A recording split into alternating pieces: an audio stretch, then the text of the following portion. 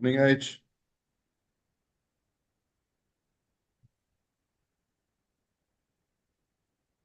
Am I properly appearing there? Yeah. Properly appearing, Honorable Nzimande, can you hear me? I hear you. I hear you.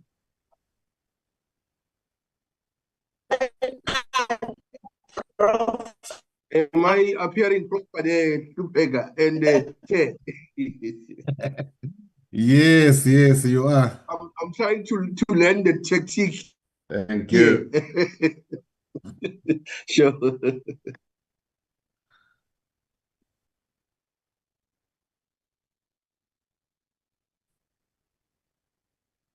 Morning, H. How are you? Good on yourself, Chair. Good, fine, thank you. Morning, H. Morning, Chief Whip.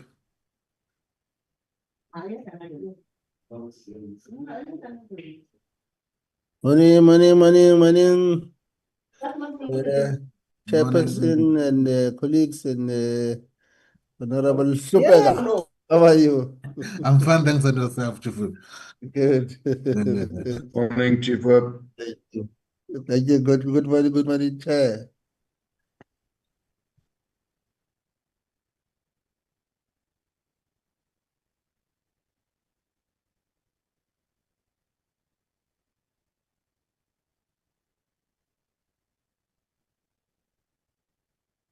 Well, members, morning. We'll just give it another 2 minutes, 2 to 3 minutes. Let everybody join, and then we'll start the meeting at 10 o'clock. Thank you.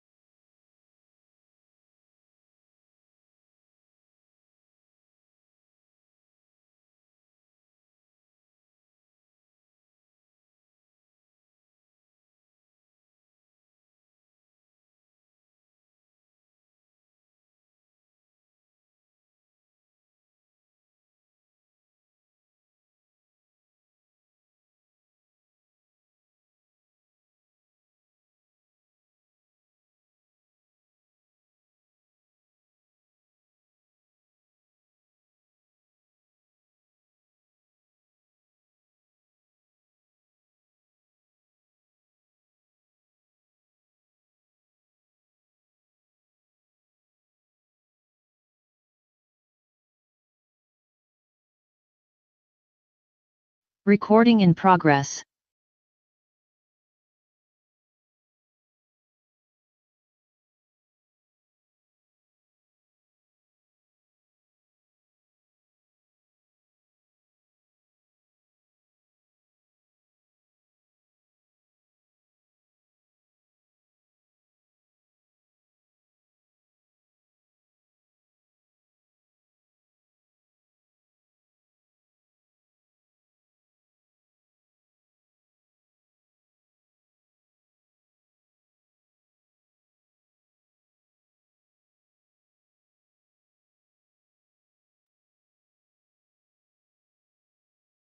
Honorable members, staff, and members of the Department of Transport, I just want to wish you all a hearty and warm welcome to this Select Committee on Public Infrastructure Administered in the Presidency meeting. for today, the 25th of June, where we will be doing the briefing by the Department of Transport on a strategic plan, the 2025-26 annual performance plan, and the 25-26 estimates of national expenditure. I think before we do the adoption of the agenda, honorable members, if you can just allow me a minute to, on behalf of our select committee on public infrastructure, Minister in the Presidency, to extend our deepest condolences to the family, the friends, and the colleagues of Honorable Zamatembu Nokatuda Nklobo, a member of the, obviously, Parliament and the National Council of Provinces, and a member of the MK Party, who passed away tragically over the past weekend after a short illness. Although we all stood on different sides of the political aisle, I think we recognize and value her unwavering commitment to her cause, and her passing is obviously a profound loss to her family and to her party. So we can only wish that her family will find comfort in knowing that her contributions will not be forgotten. Our thoughts are with Honorable Nklobo's family, her friends, and fellow party members during this difficult time. And I'd like to request our committee just to observe a moment of silence in her honor. Thank you very much.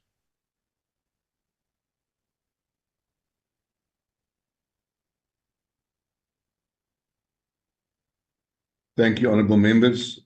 May her departed soul rest in peace. Before we start the meeting program has been flighted. Can I ask for a proposer for this meeting program, please? Thank you, Honorable Skeerkogel. Can I have a seconder, please?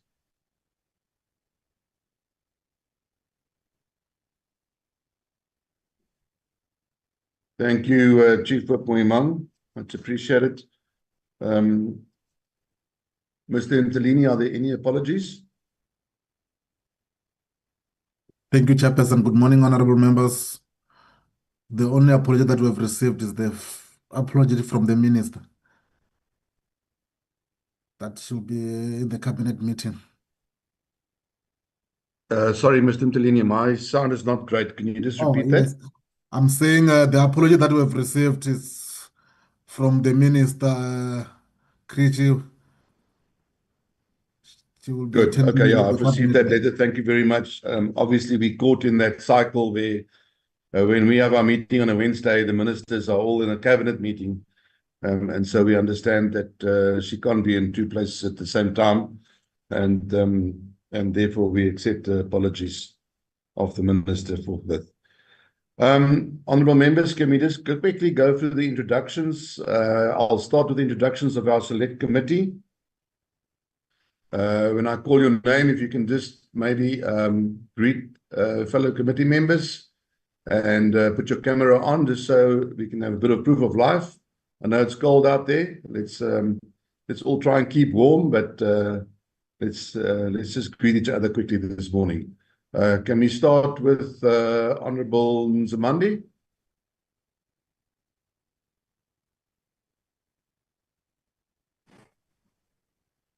Good morning. My name is Jalani Nzimande, a permanent delegate from Gauteng. Thank you very much. Honorable Makasini. Thank you, Chair. My name is Mandisa Makesi, permanent delegate from Free State. Thank you. Thank you very much. Honorable Mabebo.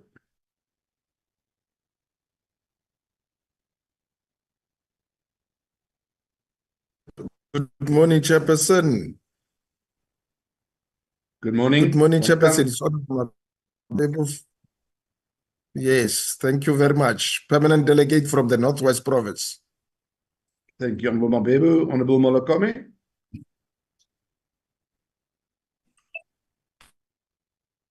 Thank you, Chairperson, and good morning to honorable members and everyone in the platform. I'm Honorable Mulugomme, permanent delegate from Limpopo Province. Thank you, and also the whip of this committee. Thanks, Chair. Thank you, Committee Whip. Welcome, Honorable Skeerkogel. Morning, Chairperson. My name is Igor Skeerkogel.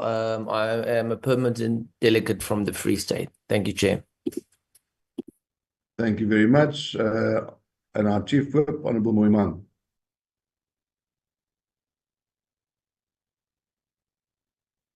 Good morning, Chair and colleagues and our guest.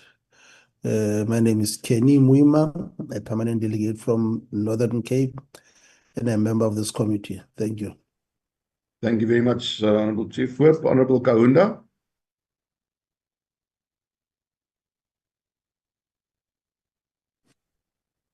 Morning, Chairperson. Morning to all colleagues and the departmental officials and our team. I'm Olis Kaunda, the member from KZN province, the province of the Kingdom of KwaZulu. Siyabonga. Gunjani. Thank you very much, Honorable Kaunda. Did I miss any of the other members? I did not see Honorable Teza on the platform yet. Is he here? I think it's in the Select Committee of Finance, Chair, if it's not here. Ah, okay. Thank you. Right. If there's anybody else that I've missed, I don't see any other hands. Then we'll move on to the... Peter. Pardon? Ah, Honorable Peter. How are you? Welcome. Thank you. Morning, Honorable Chair and the team. My name is Mandla Peter, the permanent delegate of the Eastern Cape. I'm a permanent delegate of this committee. Thank you, Chair. Thank you very much. Thank you, Honorable Peter. Is there anybody else that I missed? No, thank you very much. Who will be leading the delegation from the Department of Transport?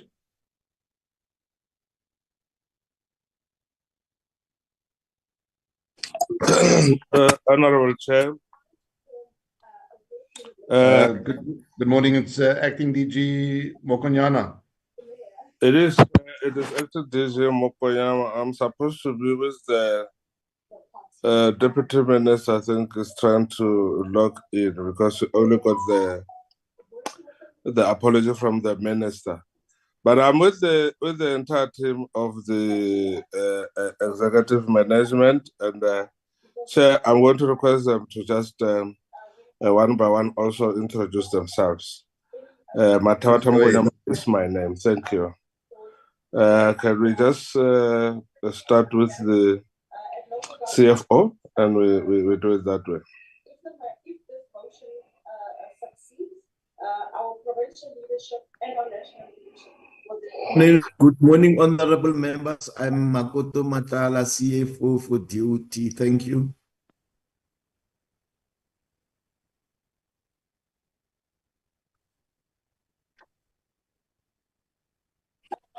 DDG Magaipia.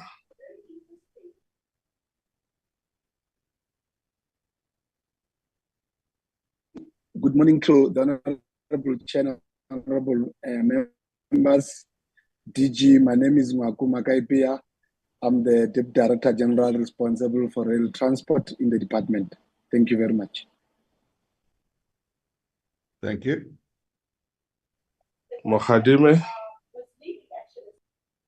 Good morning, honorable members and colleagues. My name is Benedict Mohadime, the acting DDG for state-owned companies, performance assurance and governance assurance and performance. Thank you. I see Basombuga.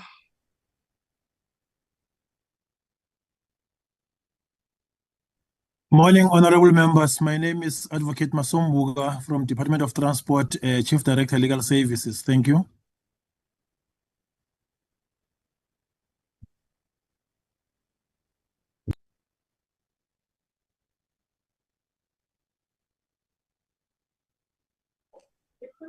Prasant.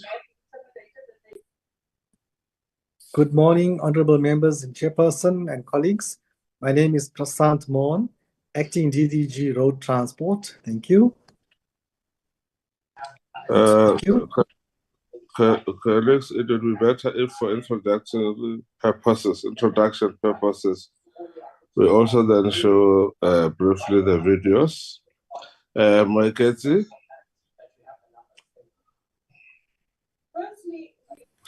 Good morning, Acting DG, and good morning, Chairperson, and good morning, honorable members. I hope I have switched on my video, Acting DG, as per your request. I hope you see me there. My name is Moeketsi Sikudo. I'm the Acting Deputy Director General for Public Transport. Thank you. The video is very dark. Else, Ms. Sengiwe Ngwenya.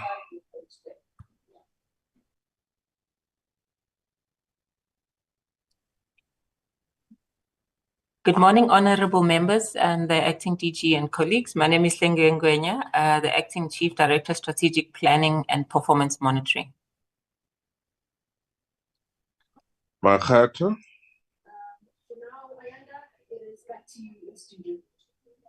Valentin Tetra is our reporter live to us from just outside. Acting DG, esteemed members of Parliament, Johannes Makhato is my name. I'm holding the substantive position of a Chief Director in Road Transport Regulation, currently acting as the head of the DLCA. Thank you.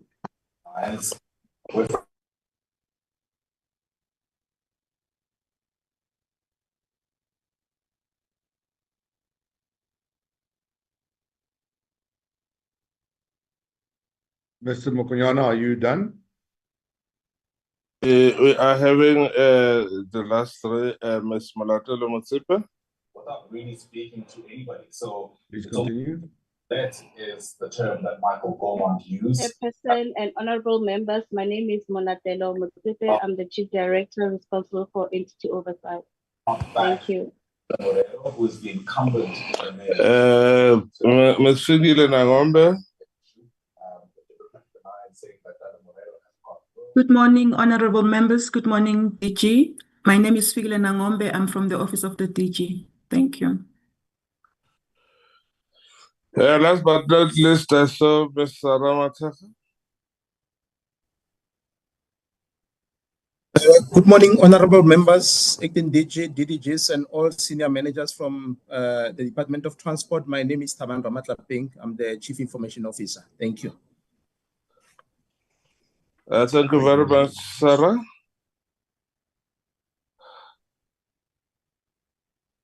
Thank you, Mr. Mokonyana. Anybody else? Sarah, I saw Sarah supporting Sengiwe. Sarah can also show her face.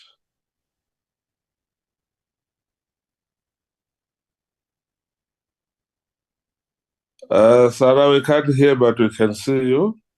That is Sarah Matakas in the Strategic Planning Unit. Chair, Thank you. I can see she's muted. Thank you. And then we have our PRO in the ministry, Mr. Nicholas. Nick? Morning, Chairperson, Acting DG, and honorable members. Chairperson and DG, I've just heard from the Deputy Minister's office. They're just struggling to join. They will be with us in about 5 seconds. I think he's in an area with bad signal, maybe. Oh. But you didn't tell the committee who you are, Nick? Apologies, Acting DG. They've met me. It's apologies, ADG. It's Nicholas Leonsinis, the parliamentary officer. Honorable Chair, that is the department. As you can see, the entire department is here today and will be joined by the Deputy Minister. Thank you very much, and thanks to the honorable members. Thank you very much, Acting DG Mokonyana. Thank you for the introductions, and we're looking forward to the engagement. It's my privilege to open this meeting of the Select Committee on Public Infrastructure and Ministries in the Presidency, convened today to engage with the Department of Transport on its strategic plan 2025 to 2030, its annual performance plan 2025-26, and its estimates of national expenditure for the upcoming financial year. I think let me begin by acknowledging the critical role that transport plays in shaping the economic, spatial, and social architecture of South Africa. The Department of Transport, as the custodian of mobility and logistics in the Republic, is entrusted not only with maintaining physical infrastructure, but with enabling opportunity, driving inclusive growth, and fostering national connectivity, both physically and economically. The strategic documents presented to us today articulate an ambitious vision. The department is committed to key outcomes aligned with the medium-term development plan, including increasing freight volumes on rail to 250 million tons, doubling train moves at ports to 30 per hour, and reviving commuter rail to 600 million annual trips. So, honourable members, these are not just statistics, they are also policy signals of a government of national unity determined to reposition logistics as a catalyst for development and competitiveness, growing the economy and creating jobs. And we always say when we move goods and we move people, we move the economy and we move money and we move prosperity. Our responsibility as Parliament is to interrogate not only what is promised, but how it will be achieved. The department faces immense structural, financial, and capacity constraints. I think in the 2025-26 APP reveals that over 92% of the department's 95.7 billion rand budget is transferred to public entities and provinces. And while this reflects the decentralized nature of service delivery, it raises important questions about coordination, accountability, and, in fact, impact. Infrastructure investment is projected to increase, particularly in road and rail, yet our oversight has consistently shown that implementation delays, cost escalations, and order challenges in entities like PRASA and SunRail still remains. The challenge remains ensuring that every rand spent results in measurable improvements on the ground, safer roads, efficient ports, modernized commuter rail, and accessible public transport for all, particularly rural and marginalized communities. Today's meeting also comes in the context of structural reform in the transport sector, the Economic Regulation of Transport Act, the implementation of the rail policy, the corporatization of Transnet National Ports Authority, and the Transport Just Transition Plan are reshaping the landscape of how we move goods and how we move people. We must ensure these reforms do not remain theoretical, but translate into lower costs, greater reliability, and expanded opportunities for all South Africans. So, colleagues, the goal of this engagement is not merely to listen, but it is to hold the department accountable to its mandate, to assess the coherence of its plans, of its resources, and to ensure alignment with the development priorities of our nation. In conclusion, I want to thank, and I hope the Deputy Minister is able to join us yet, the Deputy Minister, the Acting DG and his team, and all the entities present today availing themselves of this meeting. We trust this meeting will result in robust, honest, and solution-oriented engagement. And with that, let us proceed now with the business of the day. And if you can excuse the pun, let's get moving. Acting DG, we're going to allow for the department to brief us from now until 10 to 11. And then we'll do deliberations by the members. So over to you. Thank you very much. If the Deputy Minister joins, and if he's online yet, he's welcome to start. Chairperson, I'm here. I think there's difficulty with the link in which I was given, and then it kicked me out, and I'm now back. Welcome, DM. You are welcome to introduce the presentation. Thank you very much. Thank you very much, Honourable Chairperson, and to the honourable members of the Select Committee. I want to thank you all very much for the opportunity which you have granted to the Department of Transport. And I want to start off by also acknowledging the Acting Director General who is in the meeting. Primarily, Chairperson, why we are here is to re-emphasize that the mission of the department is to lead the development of efficient and integrated transport systems by creating a framework of sustainable policies and regulations and implementable models to support government strategies for socio-economic development. And so we are all in agreement today that the transport sector moves people and goods. It moves the economy speedily and affordably across the length and breadth of our country if we are to be successful in our economic endeavors. The transport sector is one of the leading components of the country's economy and has put sustainability and growth ahead of our priorities. The Department of Transport, as part of the state machinery, we have had to align with the 3 strategic priorities of the Medium-Term Development Plan, 2024 to 2029, which are to drive inclusive economic growth and job creation, reduce poverty and tackle the high cost of living, and to build a capable, ethical, and developmental state. In this regard, Chairperson, the department and our entities will play a pivotal role in the movement, therefore, of goods and services and people in strengthening the country's logistics sector and enhancing transport infrastructure. Leading the transport sector, the department ensured that there is alignment and direct line of sight in the setting of targets for DOT and the sector-owned entities and the companies, provinces and municipalities with regards to the delivery of outcomes and output.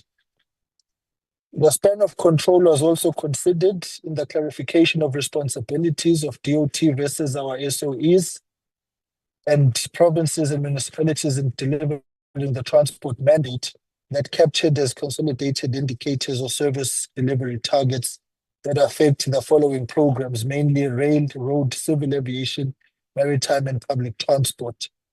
The following institutions were considered in the development of both our documents, namely the Department of Planning, Nurturing and Evaluation, and with reference to the Auditor General of South Africa. Chairperson, it's common cause that freight rail infrastructure decline, port inefficiencies, and escalating fuel costs are crippling the economy. There is a need to reposition our ports and the reduction of tariffs, which could attract transshipment traffic to and from the world. The distressed nature of the rail system has led to disruption in freight over the years and has resulted in Transnet losing billions of rands and the entire country's economy. The rail passenger journey statistics between 2008 and 2022 identified a decline of 97% due to ailing infrastructure and aging road stock.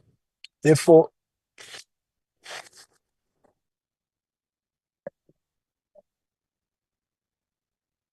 it just been kicking out. DM, sorry to interrupt you, but we've just lost your last sentence. I think your connection is breaking up. Oh, can you hear me now, Chairperson? Yeah, now we can hear you again. All right, thank you. Therefore, Chairperson, more investment is required in the transport network to open new markets in the African regions and create a solid platform for intra-African trade. There is a great need to reduce road crashes by 50%, which is the target set by the United Nations by the year 2030, which emanates from our 2021 baseline of 12,545, and significant strides have been made in this regard. In the first 5 months of this year, we have recorded a reduction in fatal crashes of 8% and a reduction of 9% in fatalities in comparison to last year. The issue of gender-based violence remains a social evil, and the transport sector has the national strategic plan to end gender-based violence and femicide, and is implemented in rail, road, aviation, and public transport modes. Chairperson, I want to extend our appreciation to all the department stakeholders, and then in moving forward indicate that the department has been allocated an amount of 95.7 billion rands in 2025-26, 96.4 billion rands in 26-27, and 95.2 billion rands in 27-28 financial year. The department's total budget over the MTEF is projected to be 287.3 billion rands, with transfers and subsidies to public entities, departmental agencies, and provinces and municipalities made through various grants, accounting for an estimated 92.1% of this amount. Expenditure is expected to increase at an average annual rate of 3.3% from 86.4 billion rands in 24-25 to 95.2 billion rands in 27-28. Over the medium term, the department will continue to focus on investing in infrastructure to revitalize passenger rail services, freight and logistics infrastructure, and maintaining South Africa's road network and facilitating integrated road-based public transport networks.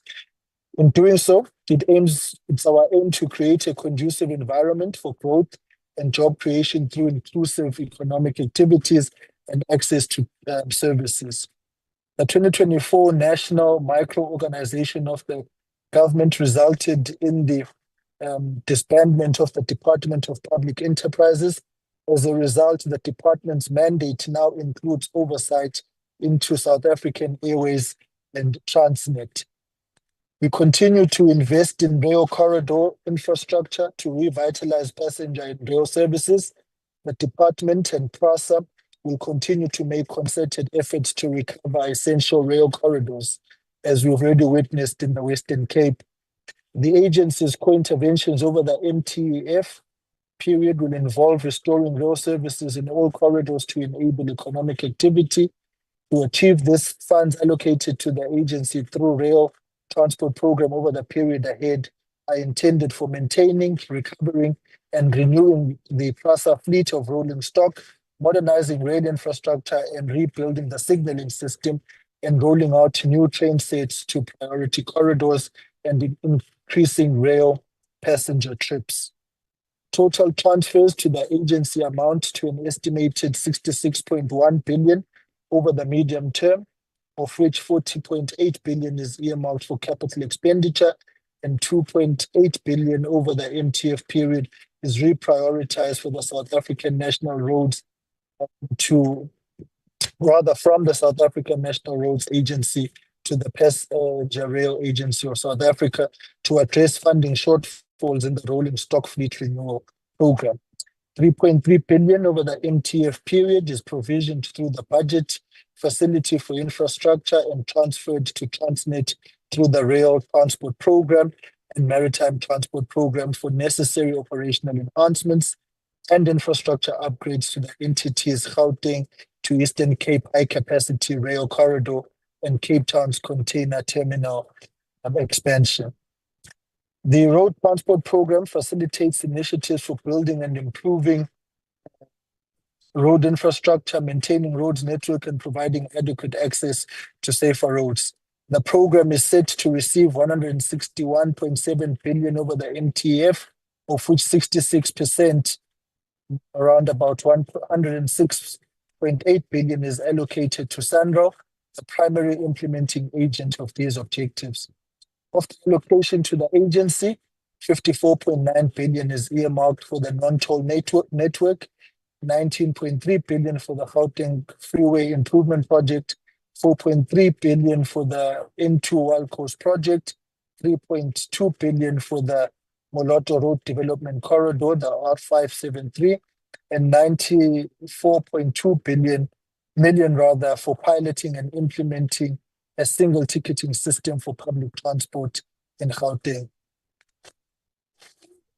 As I draw to a conclusion, Chairperson, I want to also just point out that the department disburses public transport network grants to municipalities to carry out infrastructure projects and cover the indirect costs of bus and rapid transit services in Cape Town, Ekurhuleni, George, Johannesburg, Nelson Mandela Bay, Polokwane, Rustenburg, and so on. The grants allocation amounts to 22.4 billion over the medium term, and activities carried out with these funds are expected to result in an increase in the number of weekday passenger trips on bus rapid transit services from a combined 245,000 in 2024-25 to 337,000 in 27-28. The public transport operations grant subsidizes road-based public transport services provided through provincial departments of transport. Allocations to this grant are expected to increase at an average annual rate of 4.5% from 7.7 billion rands in 24-25 to 8.8 billion rands in 2027-28. Chairperson, through you, may I now humbly request the Acting Director General to take through the department the detailed presentation which has been submitted to yourselves on the department's strategic plan for 25-2030 and the annual performance plan of 25-26 and the budget. Thank you, Chairperson. And I want to reiterate the apology of the Minister who is unable to be here today due to cabinet commitments. Thank you very much. Thank you, DM. Before we go on to the presentation, can I just, I'll allow for a few extra minutes. Thank you very much for those words. We appreciate them and thank you for making the effort to join the meeting. I know it's under difficult circumstances.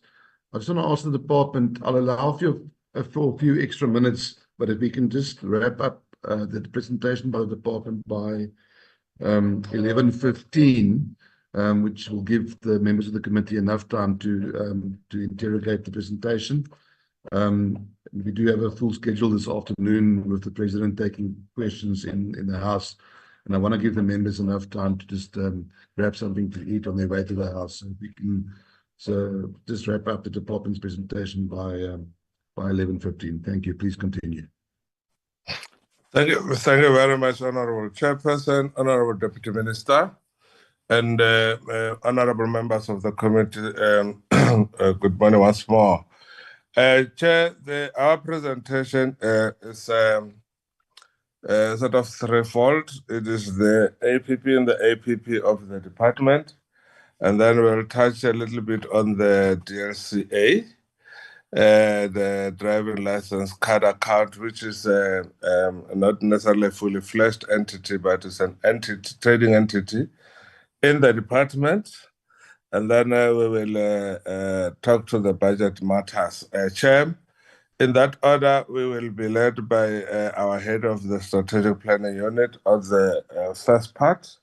And then on the budget, we'll be led by the CFO chairperson.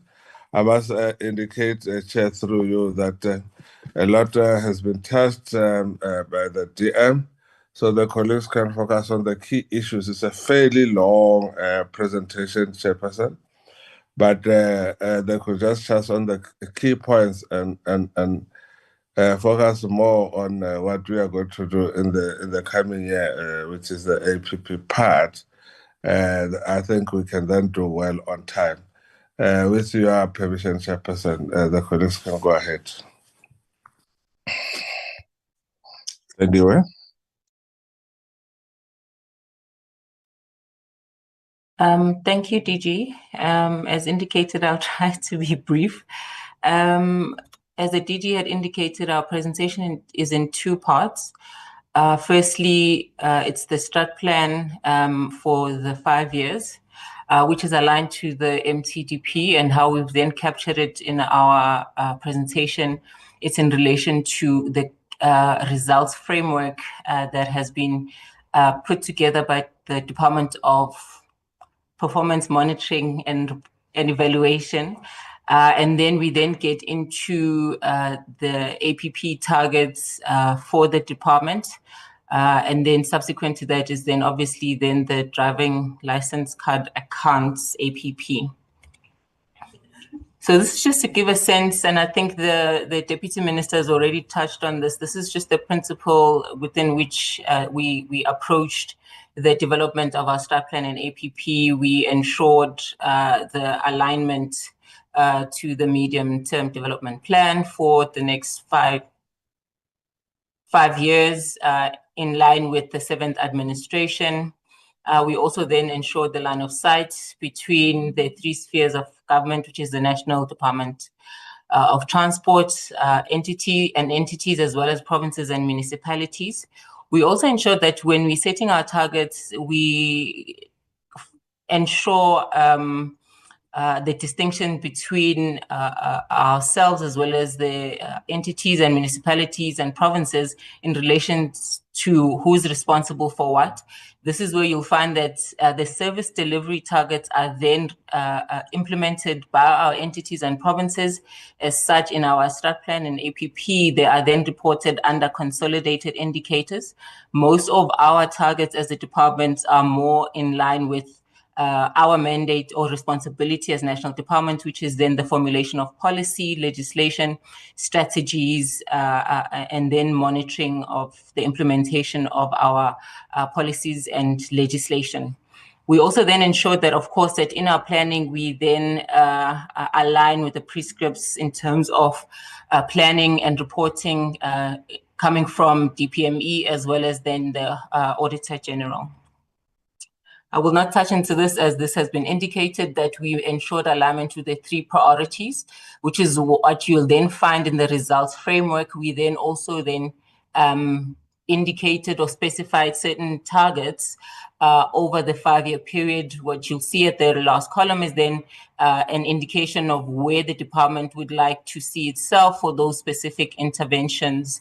And in this one, we're looking at the first priority, which is then to drive inclusive economic growth and job creation. And most of those of our targets as a department are under the first priority, considering the scope of work for the Department of Transport in driving economic growth and job creation. So a number of our targets are around the involvement of the private sector, which speaks to, in this case, private sector participation in ports and rail. We've also then set targets around the investment of infrastructure, particularly in port and rail infrastructure, which will then find expression in the National Rail Master Plan that that the department has started the process of developing and would like to have that approved by 2030. Similarly, when we get into Transnet, we also then set targets around the restructuring of Transnet, where you'll see then the separation of infrastructure and operation portfolios with independent subsidiaries. So that process is already in play. We're targeting to have that done by the end of the term. And very importantly, on the compliance to the 30-day principle, again, we're still committed to making that happen. We also then set targets around the jobs that will be created through our infrastructure projects. What you'll see here is your infrastructure projects from our AXA infrastructure program, as well as our roads, central and provincial road infrastructure projects. So we set jobs so that we then contribute to the job creation. But also, Chair, we also then link to Minister's priority and the priority of the United Nations. We do have a problem of fatalities on our roads. We are then committed to reducing the accidents and fatalities on our roads by 50% by 2030. To contribute to also to safety as well, we then also driving towards then the implementation of the 24/7 in all 9 provinces by 2030. In terms of freight, we also then set targets to increase the volume that will then be moved via air freight. We're targeting to increase freight movement to 250 million tons by the end of the term. And also when it comes to investment in airport infrastructure and operations, we're looking to move 1.2 million tons through air freight through our OR Tambo International Airport per year. And similarly for passengers, we're also looking to move 40 million passengers per year across the network. There's also a target that we've set specifically to improve economic regulation in transport that sees the establishment of the Transport Economic Regulator as well as the council. We've targeted to have that then established and operational by the end of the term. I will then move with speed. We've also then set targets around the shipping agreements, the coastal shipping agreements, and that is also intended to facilitate trade and improve our inter-African trade operations. As I move with speed, we also have targets around energy security and just transition, where we've then set targets for transport's just transition plan. We want to have that approved by the end of the term. Also looking at infrastructure that's required, we'd want to increase the market in terms of electric vehicles by 10%. And of course, that means also having the requisite charging infrastructure that will then meet that increased demand in terms of electric vehicles. When looking at the third priority, which is then the building a capable and ethical state, we focus pretty much on ensuring the skills development in the sector. We have plans in place to implement our sector skills master plan by the end of the term, but also the department is busy reviewing its organizational structure to make sure that it is fit for purpose, and we'd want to have that implemented by the end of the term. We also set targets around cybersecurity, considering the big challenge that we have now in terms of cyber attacks. We have targeted to develop an enterprise architecture and implement that, as well as also implement all the relevant directives in the Cybersecurity Act. And then lastly, to ensure that we then implement the strategies to end GBV in the transport sector. Chair, I will skip all of these because these were already touched on, and then I'll just go straight into our APP targets.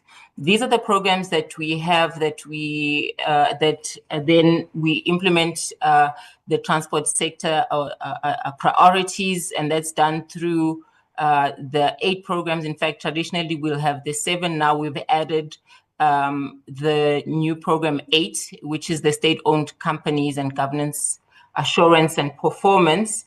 And this was triggered by the restructuring, if I may use those words, where we have Transnet and SAA coming to the Department of Transport's fold. So we then restructured and added program 8.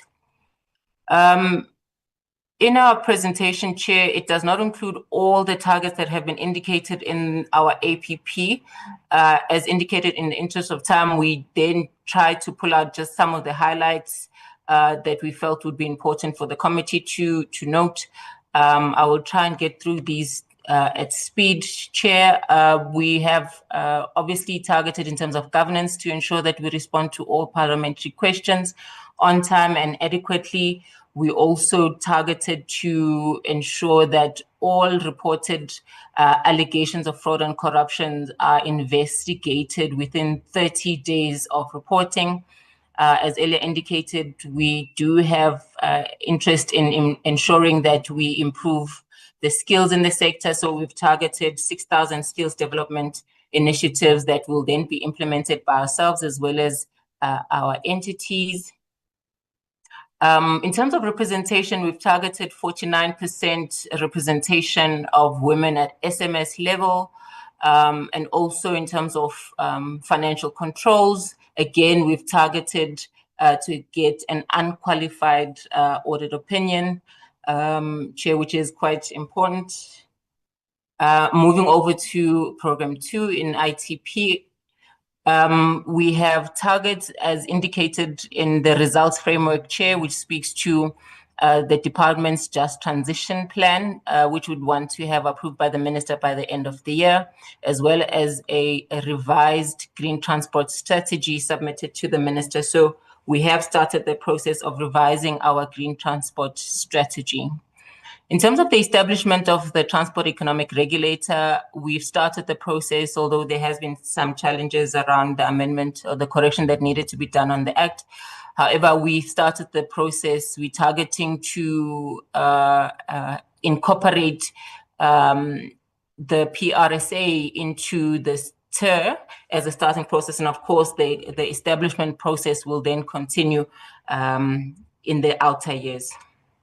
In terms of rail, we've targeted in terms of the legislation, the Railway Safety Act has been approved, and as such, we've targeted to develop the regulations to ensure rail safety in the rail space. We've also targeted, and I touched on this earlier on in the results framework, the development of the National Rail Master Plan, which will then guide the investment and the development of rail infrastructure throughout the country. Very importantly, when it comes to the devolution of rail, we are on track in terms of the devolution strategy. We're targeting to have it submitted to Cabinet by the end of the financial year. In terms of road, we, in line with the target to reduce, crash fatalities on our roads, the department has started the process of reviewing the road safety strategy, and we're targeting to have it approved by Cabinet by the end of this financial year. And also in relation to the validity period of the driver's license cards, that process is still unfolding.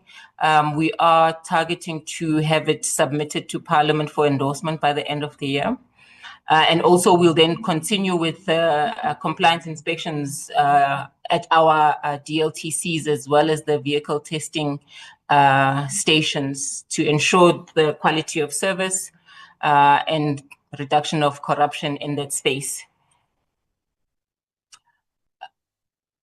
In terms of ensuring increased infrastructure investment in road, we also committed to have the road infrastructure funding policy approved for submission to Cabinet by the end of the year. And also in terms of job creation and our road infrastructure projects, both at SANRAL as well as our provincial and provinces, we will continue to do oversight inspections for those projects. And this includes the construction of Umtendu and Msikaba bridges.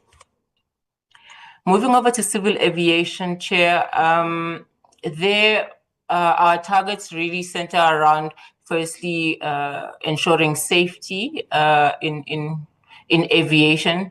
What we have prioritized there is to establish the independent Aviation Accident and Incident Investigation Authority, to have that established by the end of the year. But also in line or to assist tourism in the country. In fact, this target is coming from the Department of Tourism. They asked that we ensure alignment to assist in increasing flights to key destination. What we've committed to this year, Chair, is to then review our MOUs on air service arrangements with 5 states, thereby increasing flights to key destinations. We also then targeted developing a revised air freight strategy, which we'd like to have finalized by the end of this year. Moving over to maritime. There is a keen interest to, as earlier mentioned, to revive our coastal shipping, thereby improving intra-continental trade as well as global trade. What we've targeted is to develop a coastal shipping agreement with 3 SADC countries. And also in terms of legislation, we've targeted to have the draft National Ports Amendment Bill submitted to Cabinet. In terms of governments in maritime, we've targeted to implement at least 30% of the IMSA's audit findings, address those rather. And also in terms of the safer communities and increased business confidence, we've targeted to do oversight inspections of fishing vessels to ensure safer compliance. Moving over to public transport. In public transport, we started the process of developing a public transport subsidy policy. We had a few delays, particularly in the NEDLEC process. However, there were other issues that came up. We're targeting to have the policy submitted to the FOSAD clusters this year, and subsequently, obviously, take it to cabinet.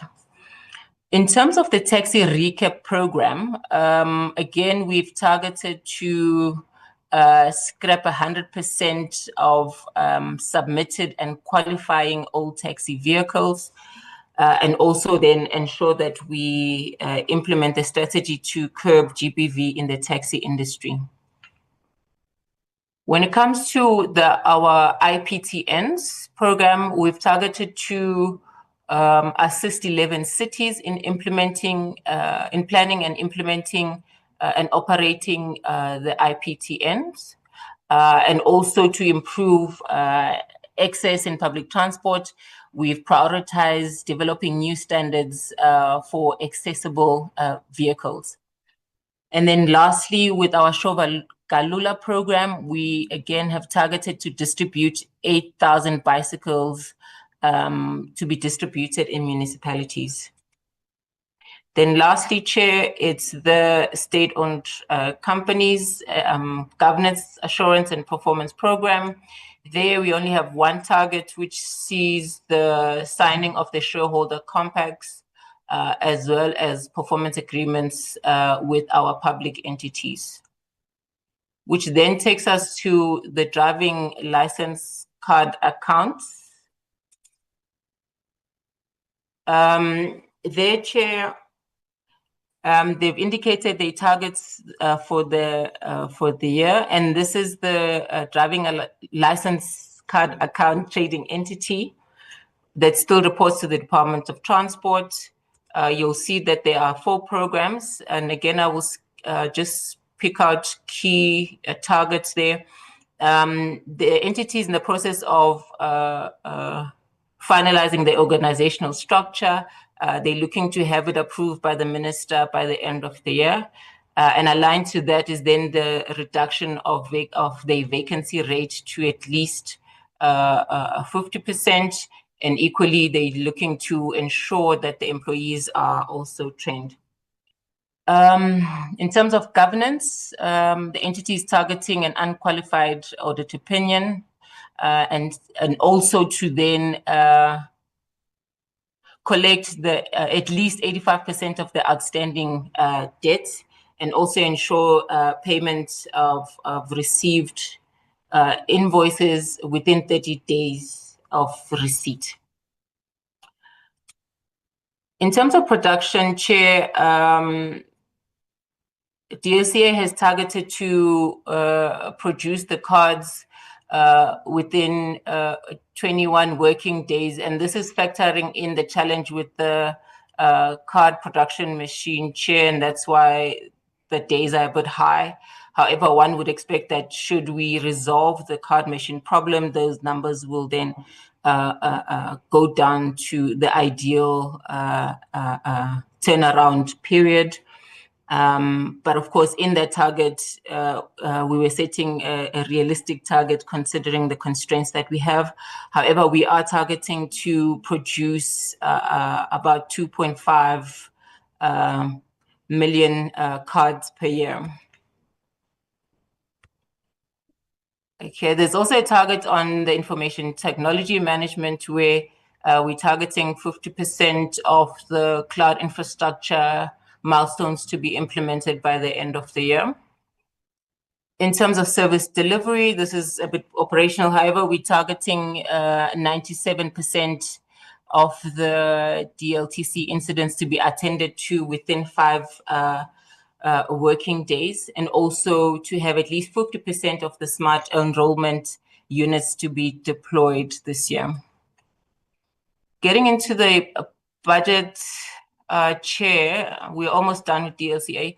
As you can see, for the 25-26 financial year, expected total revenue is 321 million, with the biggest contributor being the sales of cards at 313 million. with expected expenses, which includes compensation of employees, goods and services, and depreciation. Total expenses expected at 379 million, which will see a shortfall of 57,932,000 shortfall. The numbers almost got me. Chair, I will then move quickly to the expected expenditure to date, and this is quite key, and I think it then talks to the budget table that I've just displayed. So DLCA is expecting to spend 334 million on the new card production machine. The procurement is in process, although there are challenges. I will let my DG to speak to that later. And also then there is the 99 million that is expected for the material, for the procurement of the material for the card production machine. And then of course, then the 49 million for the smart enrollment project. In terms of governance, they have quite a few vacancies, which is the head of the entity, CFO, the audit risk committee, internal audit and risk governance. However, there are interim measures, such as there is an acting person who has been seconded from the department to head up the entity. There's also an acting CFO seconded from RTMC. Similarly with the audit committee, the DOT audit committee has been appointed as an interim committee to hold the fort there. In terms of the internal audit, RFQs have been issued to source internal audit services. And this then speaks to the current state of the entity, and that speaks specifically to the challenge around the driver's license card machine. Initially, there was a challenge this year with the driving license cards error, or the cards that were produced that had an error, they were blank at the back, where normally you would have your fingerprint and a barcode there. However, a few cards came with that error. The DLCA went through the process to try and address that within group. However, that process is still underway. In terms of the card machine, there is an attempt for an interim solution which sees an MOU being signed with between the department as well as Government Printing Works to try and provide an interim solution for the production of cards. At the moment, we do have a significantly high backlog. As of the 20th of April, we're sitting at a backlog of 679,665 cards that still needed to be produced. And obviously the number is increasing, seeing that we don't have a card machine. Chair, I think I'll leave this one for my DG to talk to. Thank you, Chair.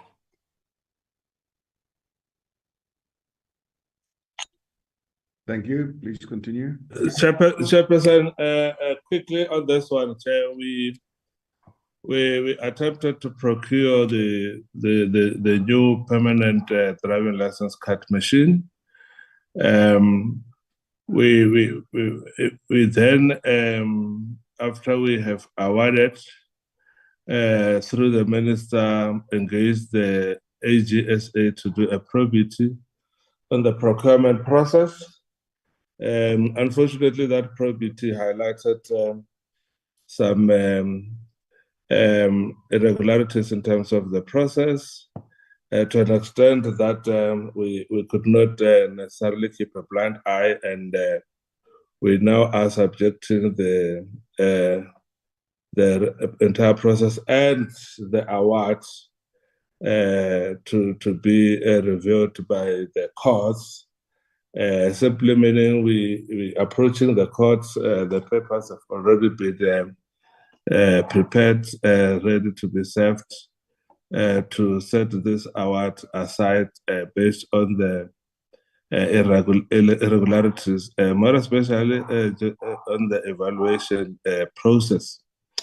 So we hopefully the courts would then come to our rescue to declare the process invalid so that we can quickly restart the process, closing all of those loopholes. Coupled with that, Chair, we then have envisaged that there then could be another little time before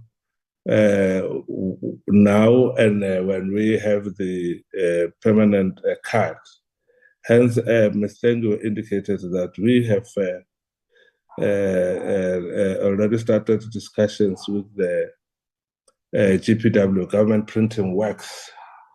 We are at a stage where we can sign in the next 24 hours a memorandum of agreement with the GPW to provide an interim solution. We've already agreed on the methodology approach as well as the specifications for that interim mechanism or those interim measures, such that we do not have seamless.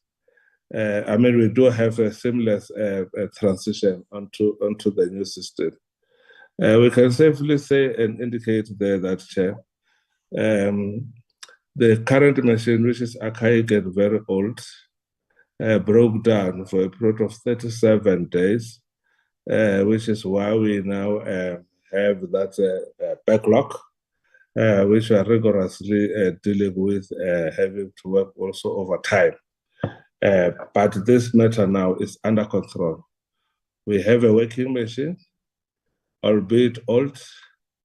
We are talking to GPW about the interim measures.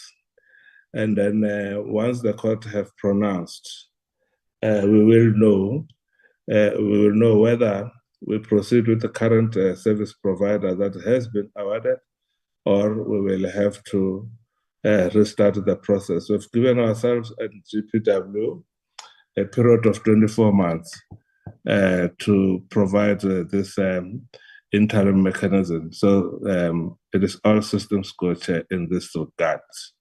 I think that is all on this matter, which is topical and in the public domain currently. Thank you, Chairperson. I think the next step will then quickly run through the financial information by our CFO. Thank you. Yes, thank you. Yeah, you can stop at 665, please. Where we are in the budget overview. Greetings, Honorable Chair and Honorable DM and Honorable members again.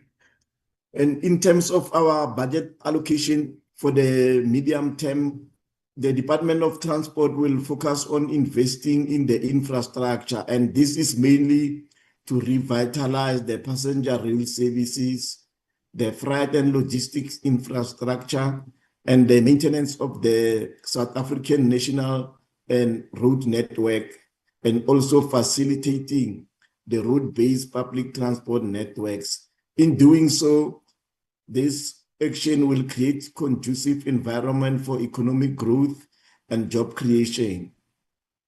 In the next 3 years, Chairperson and members, the department, you must know that is allocated to 87 billion, and mainly with transfers and subsidies to public entities, departmental agencies, and provincial department, as well as municipalities. This transfers, Chairperson, amounts to 92% of our allocation, meaning that the department only remains to spend 8% of the 287 billion. If we look at the current allocation of the 24-25 financial year, our budget will increase by an average rate of 3.3% from the 86 billion in the 24-25 financial year to 95.2 billion in the outer year of 27-28. The National Macro Organization of Government resulted in the abolishment of the Department of Public Enterprise. As a result, the department has also the mandate that include the oversight on the South African Airways as well as Transnet. Chairperson, the next slide just shows you a schedule of how each branch is allocated the funds. As I'm not gonna go each, but just highlight that you can see that there are 3 branches that are actually taking the bulk of the money. The first one being the rail transport at 23.3 billion, and then the road transport at 53.9 billion. And lastly, the public transport network, public transport branch at 16.5 billion. If we go to the next slide, Chair. The next slide shows you the allocation in terms of economic classification. Also, is confirming what I indicated, that in the 95 billion allocated, 84 of that amount, 84 billion goes to transfers and subsidies. And you can see that I'll touch on the part of the transfers that public entities and the agencies, as indicated, is taking about 92%. And of this, 161.8 billion is directed towards the public entities, and 101 billion is going to other spheres of government, Chairperson. Then I'll skip the 2 slides, just go to the slides where slide number 70, please. That's where you see the allocation for infrastructure. The first one being a provincial route maintenance grant, which goes to the provinces for refurbishment and maintenance of the provincial route network. And the second one that deal with infrastructure is the public transport network grant, which goes to the municipalities for the public transport network. And then thirdly is the rural route asset management, which takes also maintenance and maintenance of route in the rural areas. Then we have got one of our entities, PRASA. That amount allocated also include a larger amount of capital expenditure for infrastructure. Then you can see also this year we've got the additional allocation as indicated that Transnet is part of the Department of Transport. They've got allocation for the Gauteng and Eastern Cape high capacity rail corridor. And then another new item on the budget is the BFI for Cape Town Container Terminal, as you can see across that line. And then those are the high spending infrastructure project that I wanted to highlight. Before I leave the space, I also want to the committee to see the allocation for South African National Road Agency, which is SANRAL. You can see most of the allocation there goes to infrastructure project that must be implemented. Then I'll skip all the slides and go to slide 74, which gives another breakdown, a detailed breakdown, for example, on the transfer to SANRAL.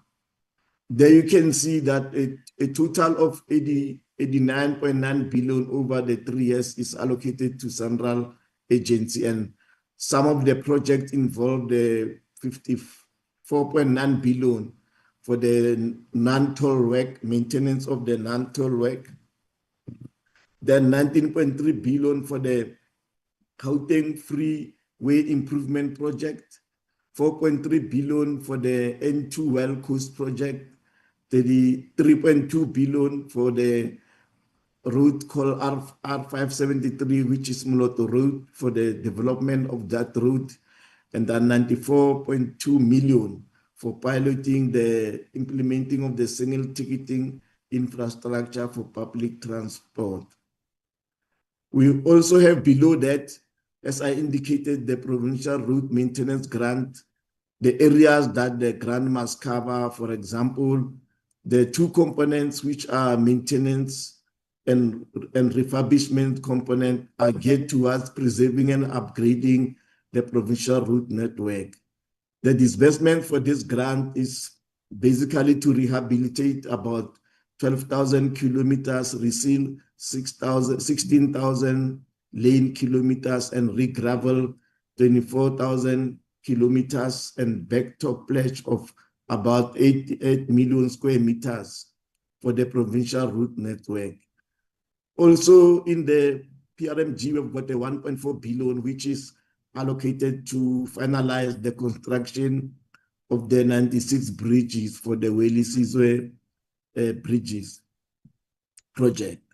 In the rural routes asset management, we have got 395.7 has been allocated this grant to do the maintenance and regraveling in the rural areas. Then I'll go quickly to, if I go quickly to slide 77,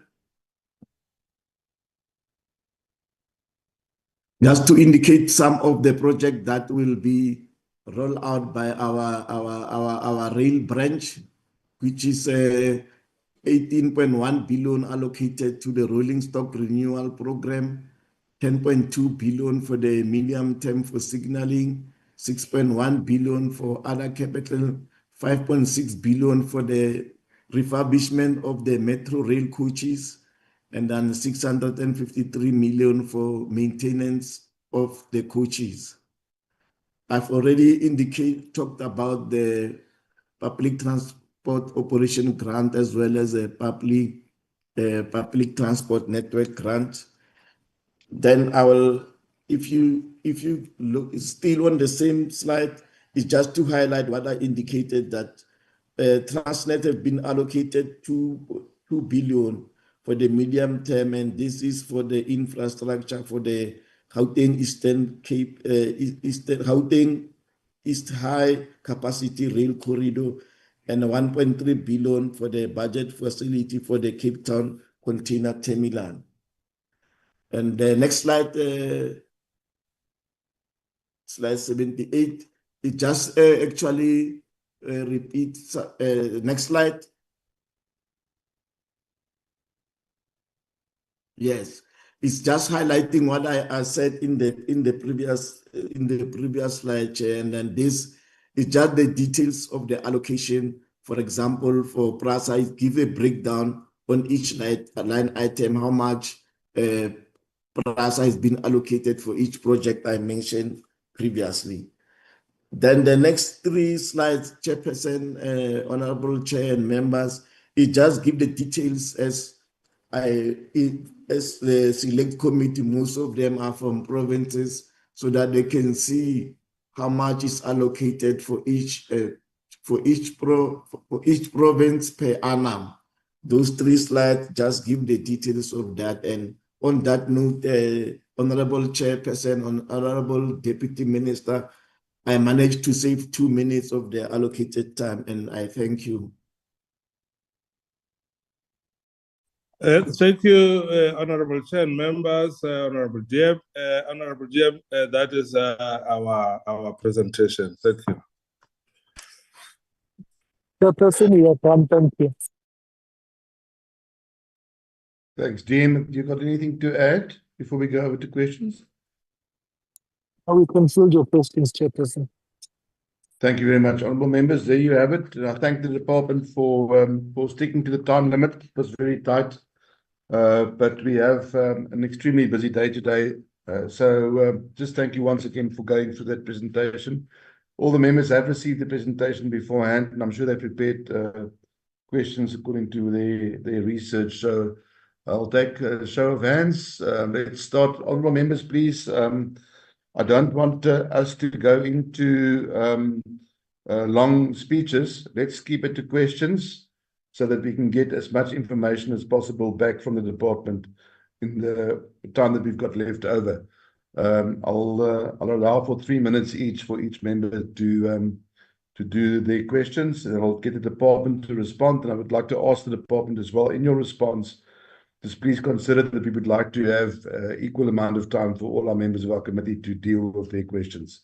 So if you can just keep your responses without leaving any detail out, as brief as possible. Thank you very much. Honourable Nzimande, you can start. No, thank you, Chairperson. The first question, I'll just be quick.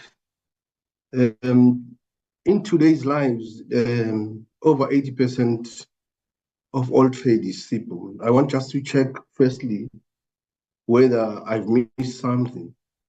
What are the performance indicators, if any, in the plans intending to achieve higher seaborne trade for the country? Admittedly, poor logistics facilities impact negatively on the economy. So I need to check whether there is any improvement in terms of the budget allocated in improving quality of ports infrastructure for betterment of logistics performance. On the aviation part, it is admittedly that there is an imbalances or inequalities in relation to the demographic representation on licensing and registration. It still favor white people on board the airplane and helicopter. Are there strategies and plans to deal with that, to transform that truly? The extension of rail to rural towns and cities that never had rails. Is the department having any intervention in terms of the plans to deal with that as an urgent challenge? Because we know very well that our people are spending high in terms of their income on transport. Are there also any plans in, any interventions in the plans in terms of strategies to make transport cheaper for the citizens across provinces? As we know, that 60% of households spend more than policy maximum targets of 10% of their income out of transport. On the issue, which is the last one, the issue of taxi industry, which is transporting or commuting a lot of commuters, when in the plans, is there a definite period to deal with its subsidization? Or it's just that over this period of these plans, they are still talking of only the issue of policy review so that they enable subsidization, which they have been talking about it over now a decade. Thank you.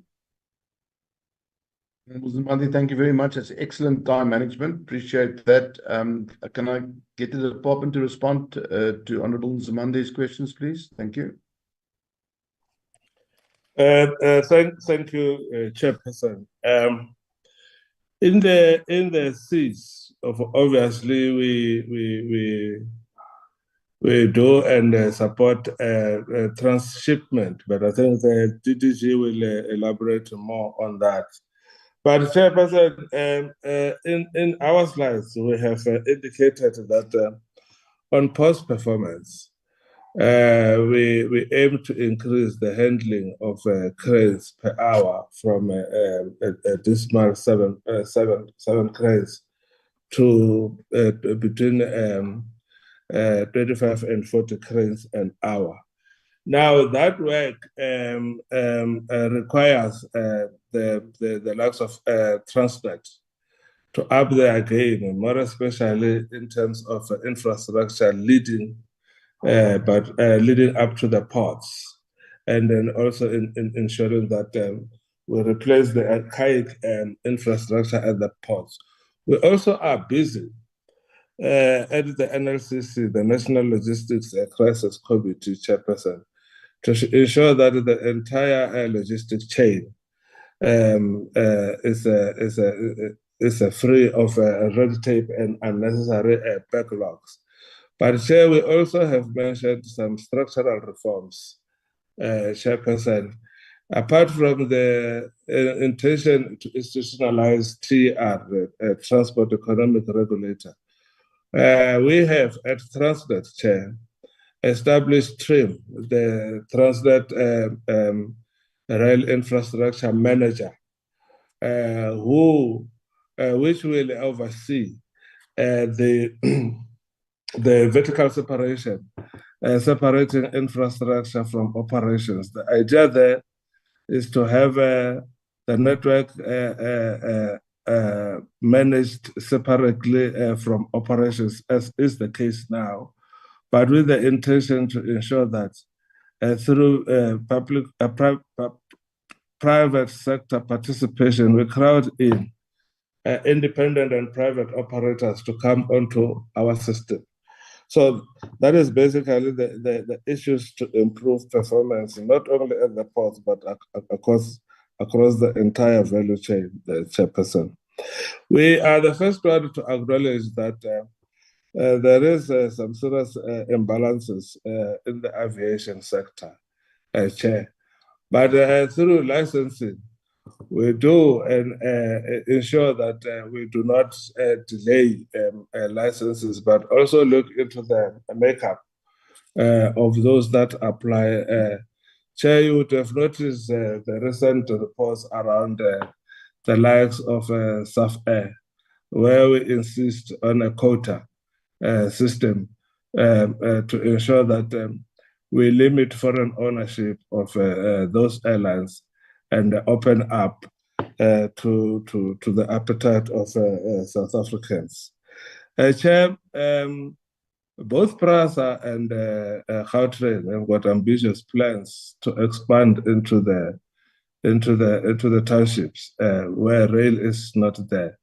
Chair, we spent considerable time in the last 3 years or so to recover the lines and the corridors that were in the main vandalized during COVID.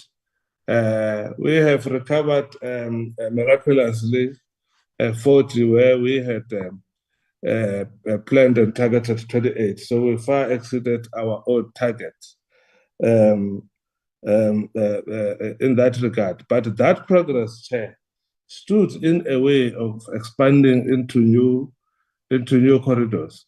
But we've got a plan, and in the APP, in the strat plan, we said we hope to finalize the rail master plan that will guide investment of rail into the future. I might just quickly add also, Chair, that we are looking into the feasibility of having high-speed rail,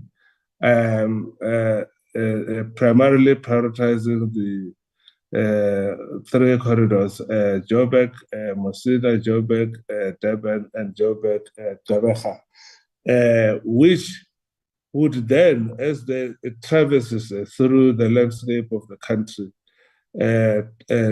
attempt to connect the rural areas of South Africa as part of expanding the network. Chair, a number of plans are there and are in place to ensure that we make transport costs cheaper. The very essence of the work that we do, we really would want to make sure that, as we say, we're the heartbeat of the economy, ensure that as we contribute towards and supporting other sectors that are responsible for economic growth, the transport is cheaper, both from freight and passenger. I've mentioned quite a number of issues and interventions in the freight space or the logistics space, Chairperson. In the passenger space, Chair, all the plans and efforts that we put, for example, the Gauteng expansion, will for obviously depart a little bit from being high-end USA rail as it goes into townships, ensure that it is more affordable to the public. The IPTN and program is also trying to ensure and make sure that the provision of this transport would limit the cost burden on the consumers and the users.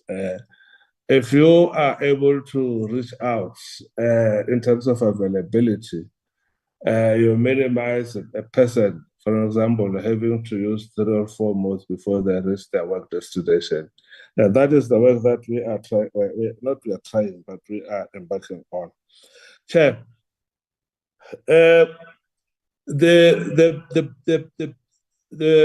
exciting program that we would want to, or that we have embarked on, we are reviewing the entire tax recapitalization program. As you know, in itself, it is a capital subsidy, although we don't call it subsidy.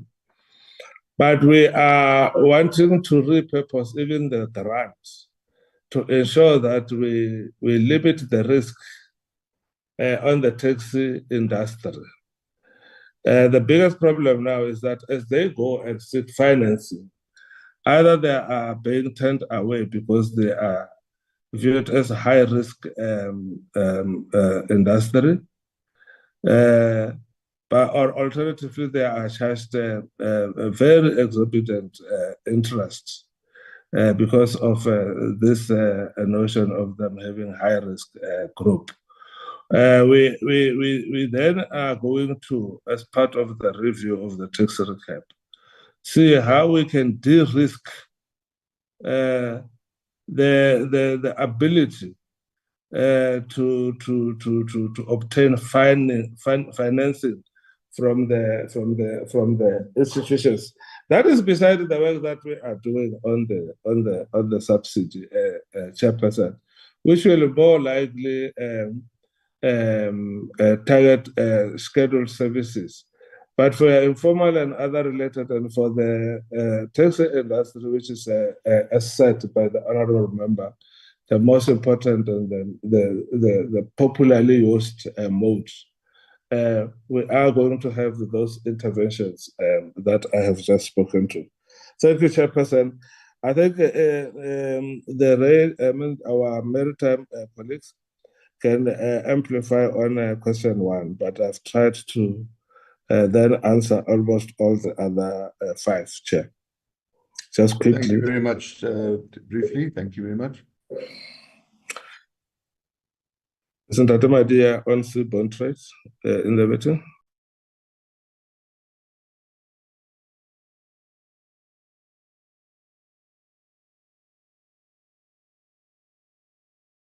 Chair, can we come back to number 1? We're more than happy to take the others. Thank you. We'll get back to Mr. Madia for his response. Honorable Skeerkogel, your 3 minutes, please. Thank you. Thank you, Chairperson. I'll try to be brief because it's huge.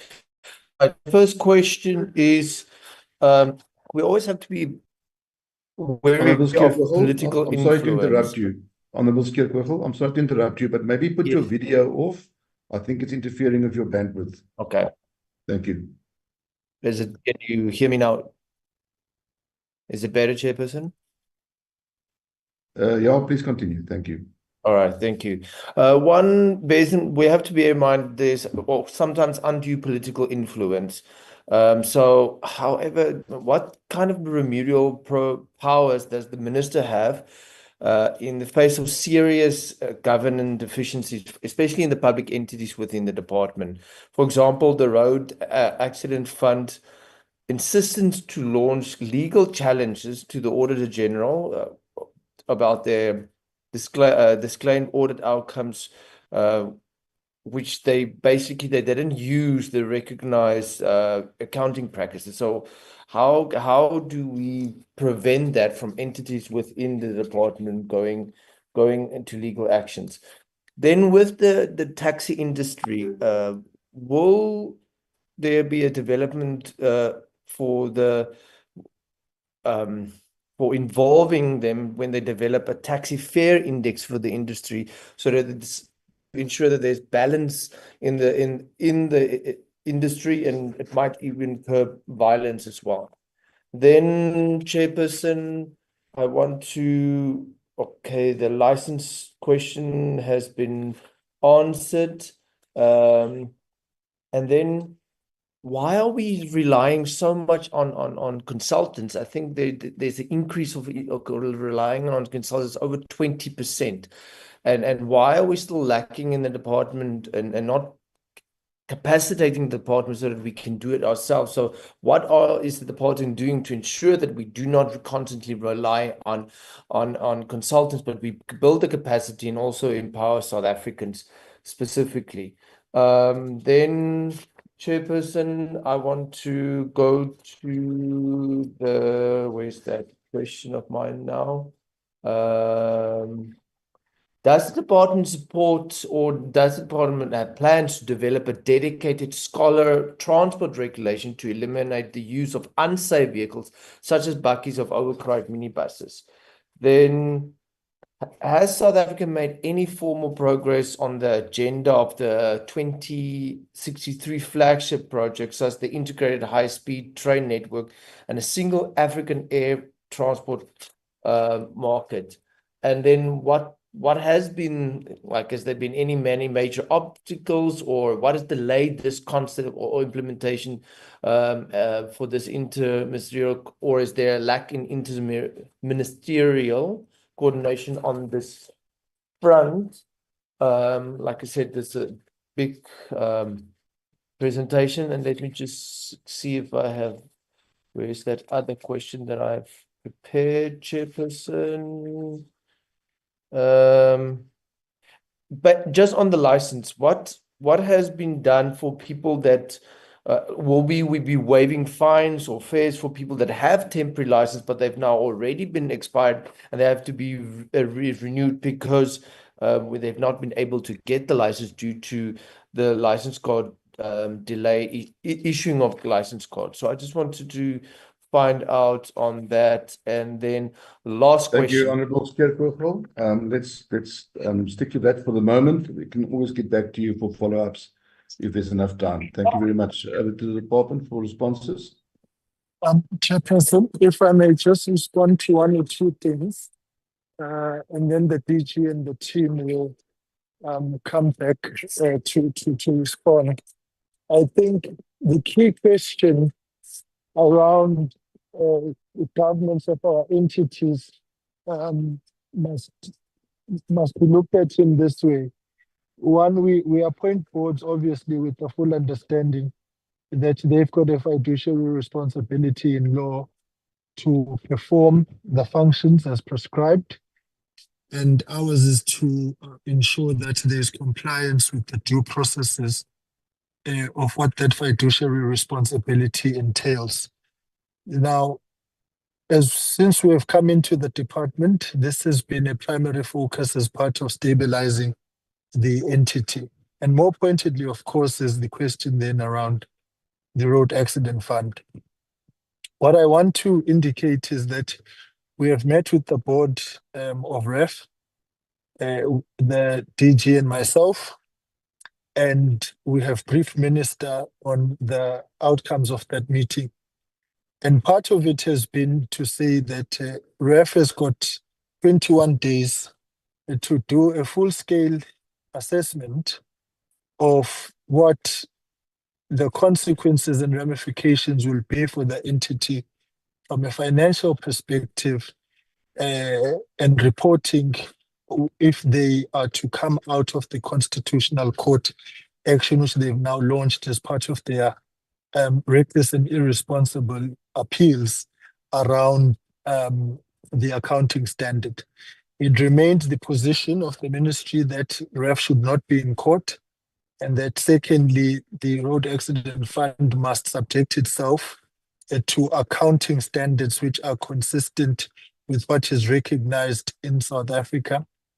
And I have met with the Accounting Standards Board, and we are developing a roadmap on how we will assist the Road Accident Fund be able to report correctly so that the AG can be in a position to audit on the basis of the recognized accounting standard. We remain fundamentally concerned about the situation at the Road Accident Fund.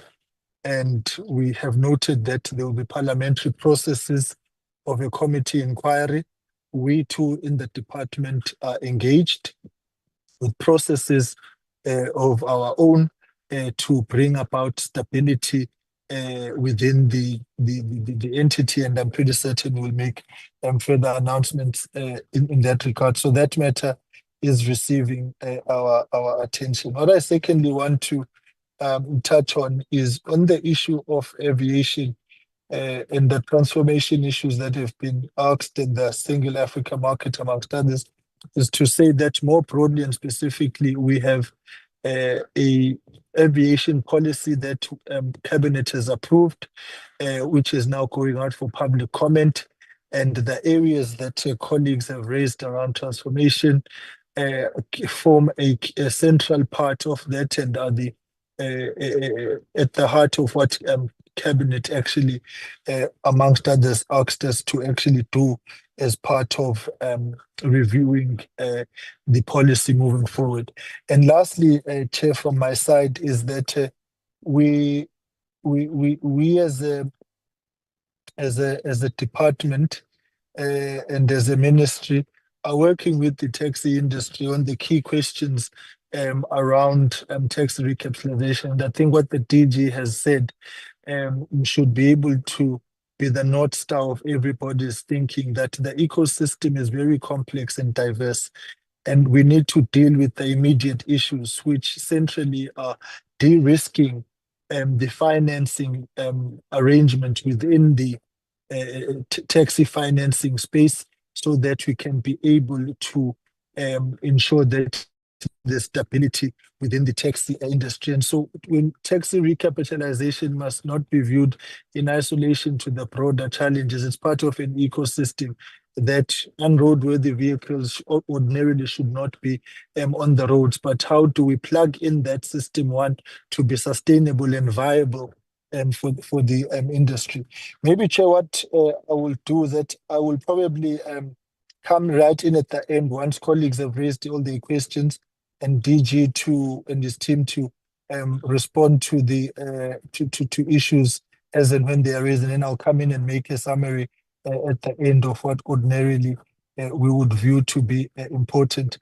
But I think to Honourable Nzimande as well, on the issue of cheap commute, precisely the interventions we are doing of recovering the railway lines to ensure that PRASA is functional, de-risking the taxi industry, is all about putting money back in the pockets of commuters. Thank you, Chairperson.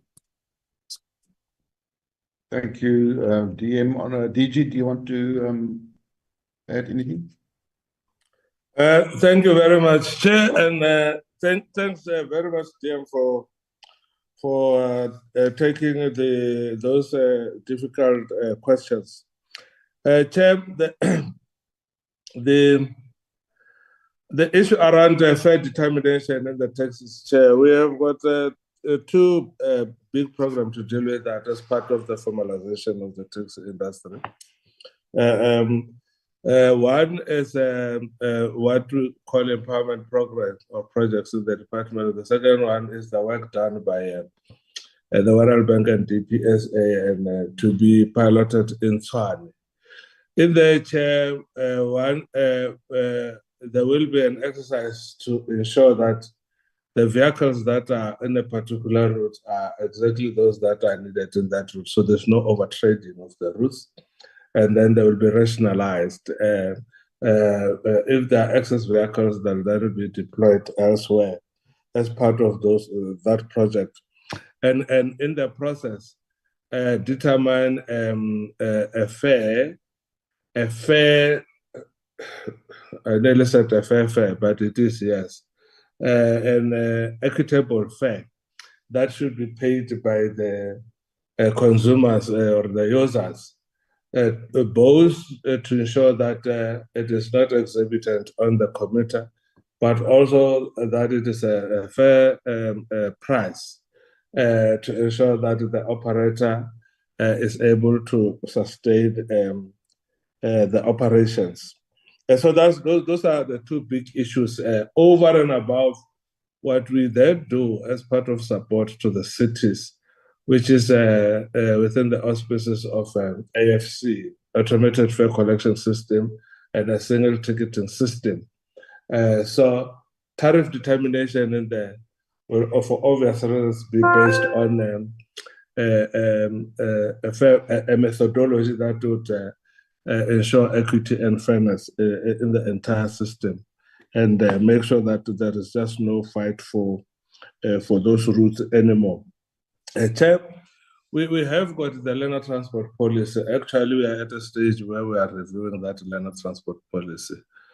It is very clear in terms of which type of vehicles needs to be contracted by the contracting authorities. I think what we need to strengthen, and we are going to strengthen in that policy, is to just hold the contracting authorities accountable. Because the issue around the quality and the type of a vehicle is more in terms of enforcing those provisions in the policy and any other regulations in the hands of the people who gives out contracts. Be they be provincial departments of transport or departments of education, whichever way it is that role has been allocated to in a province. So it is a function of the contract management, and that is where there are those lapses, and we will firm them up. That we will have full control over that process.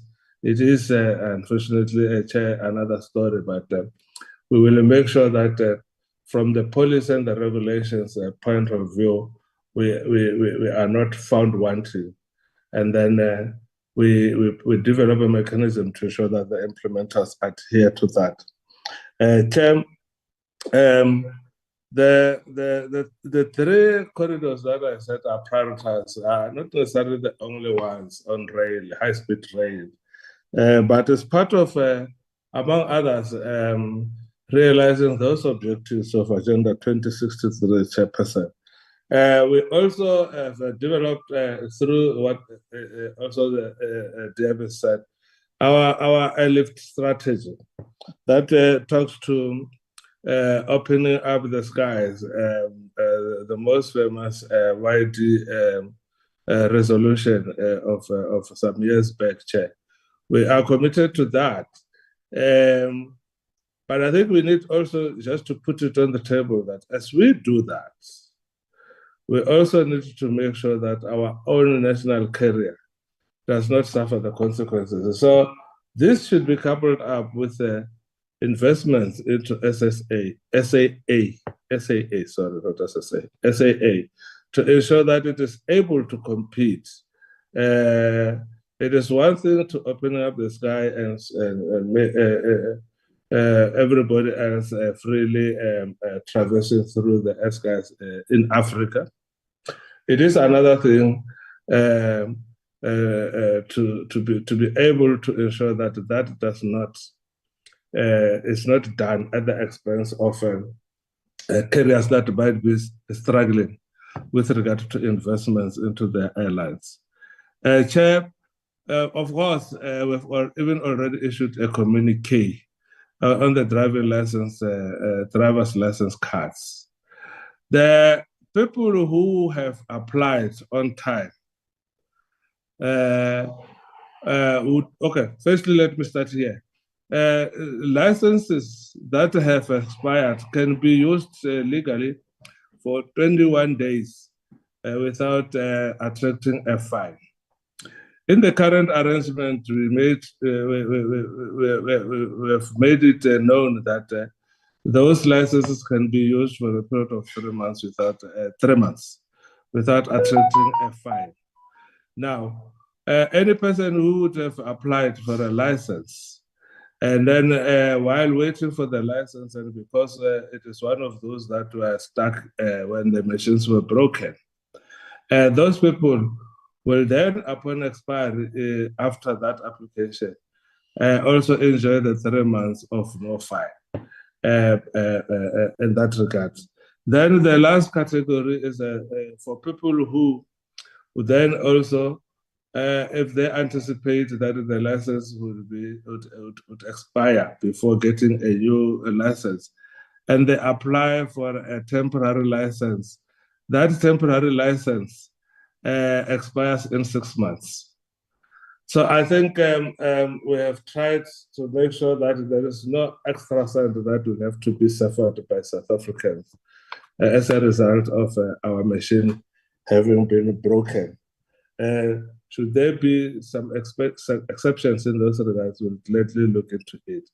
But nobody will be paying an extra cent, except for the initial 70 rand that normally accompanies the renewal of a license. There is no additional cent that will have to be paid by those that are affected by the machine that broke down. I think we've dealt with all of them. Oh, consultants, Chair.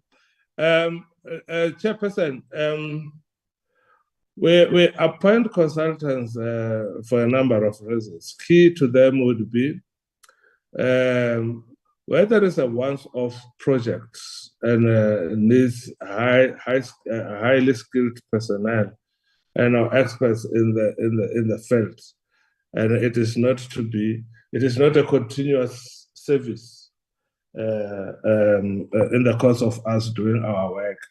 That's why you then need to deploy consultants. You have to some of the measures are you deploy consultants, because upon the end of the project, then you won't need those skills anymore.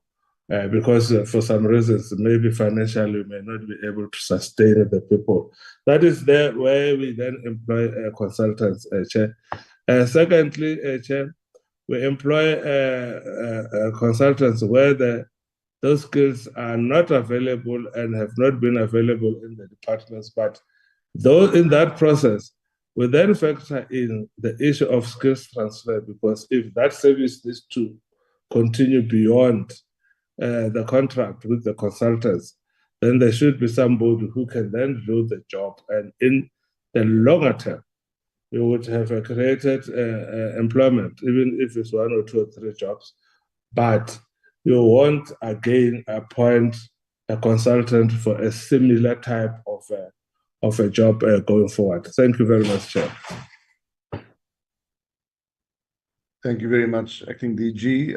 Honorable Makasini. No, thanks, Chair. Maybe the department, if they can give us those skills that they cost them to that they never had, that they are struggling to get, that make them to pay the consultant, if they can provide us so that we can check maybe for the 3/4, the report of the financial years, which are those skills, is there any improvement with those skills that they cannot do without the consultant? Chair, another issue that I wanted to raise, I think if we can, I note the presentation of the DM regarding the challenges that are facing by RAF. Can we maybe get a report on the challenge of RAF before they can undertake the process of inquiry that is going to be held by the NA? I think as a select committee, you must get a report that will give us a detail what is happening, especially on the challenges of the law firms that were overpaid or underpaid. If we can get generally a detailed report as a select committee, so that before the inquiries are started, we also satisfy ourselves at the select committee of the transport. Lastly, Chair, is the issue of DLCA. As much as they say they are extending the program, maybe they must consider, if all is failed, the issue of the digital license card. While if the machine has failed, they're still waiting for those processes of the extension and the temporal license.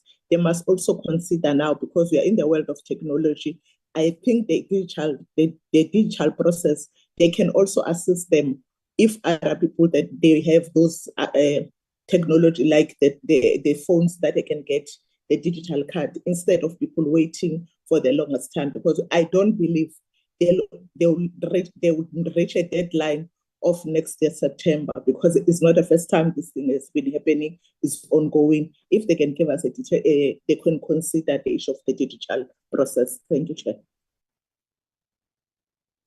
Thank you, Honourable Makasini. Thanks for good time management. Over to you, Acting DG. So thank you very much, Honourable Chairperson, and thanks to the Honourable Member for the questions.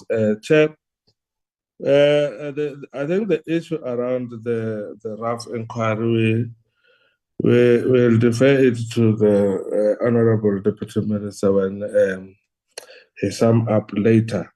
But this is the inquiry by SCOPA, and I am sure the details of that inquiry by SCOPA would have to be sourced from SCOPA. It was not initiated by the department. We were notified as a department, Chair. We don't have control of that, and we definitely have not been part to its consideration. Chair, we are more than happy to to provide the committee with a proper list of areas where we had contracted consultants and indicate the types of those skills, Chair. But just as a way of an example, the monitoring and evaluation of grants in the department is a specialized area. For example, monitoring of IPTS project would require those engineers and specialists. For example, if it is in universal access, consultants are employed in that space. I think it's an example, but we can provide the list of where we have appointed consultants, and then indicate the skills that we sought there. We can even go to an extent of indicating the skills that will have to be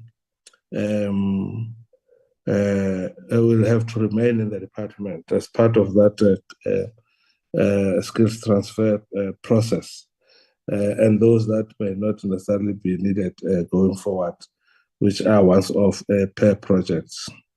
Chairperson, incidentally, as part of our discussions with government printing works, we did not only touch, but we put a mechanism in place to look into the issue of a digital driving license cards. It is going to be part of the permanent solutions. There are a number of reasons, some of them legal, Chairperson. We could not necessarily change the specifications that much based on the current cards, just so that we are not encroaching upon some of the court processes. So the current version is continuing with the current form and nature of the card. The interim solution will follow more or less the similar route,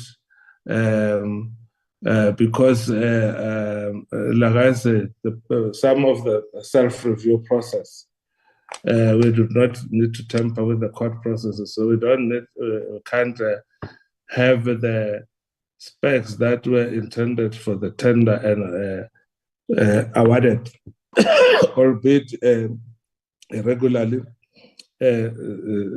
now run a parallel process of getting somebody to do this similar type. Otherwise, we might have challenges legally there.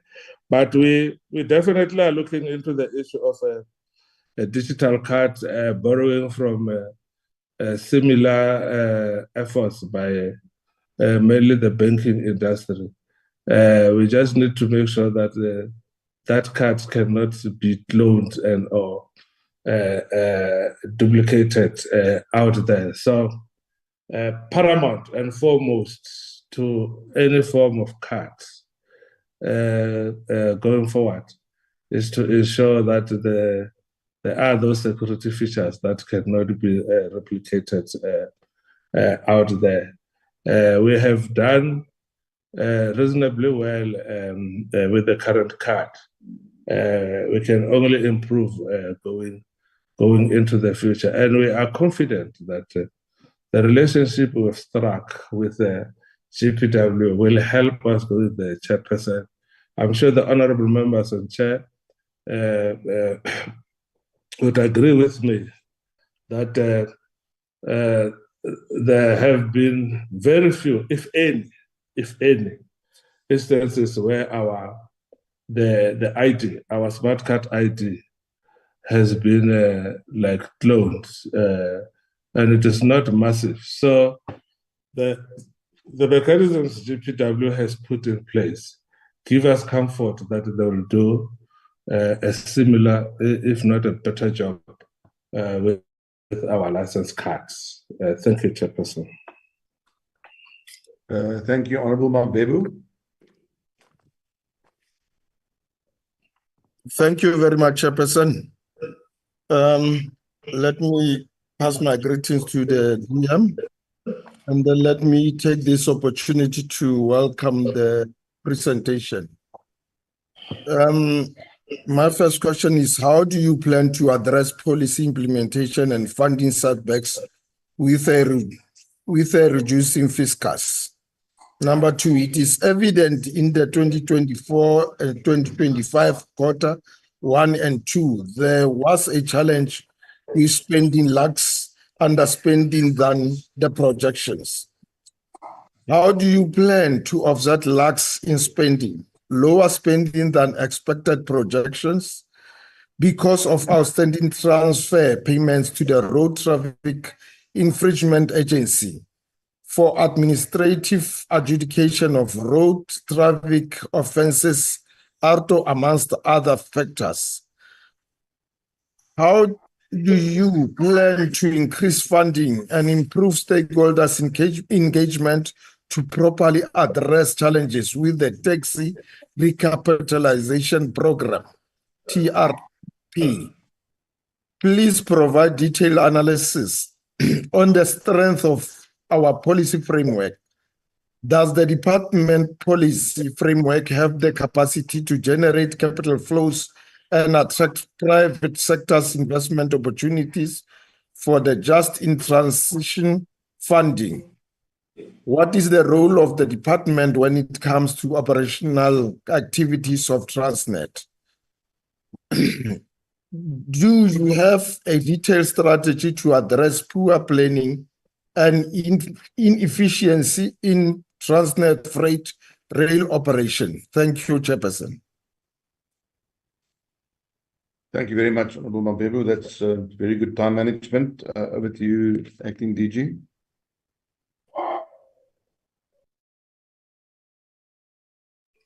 Chairperson, thank you very much.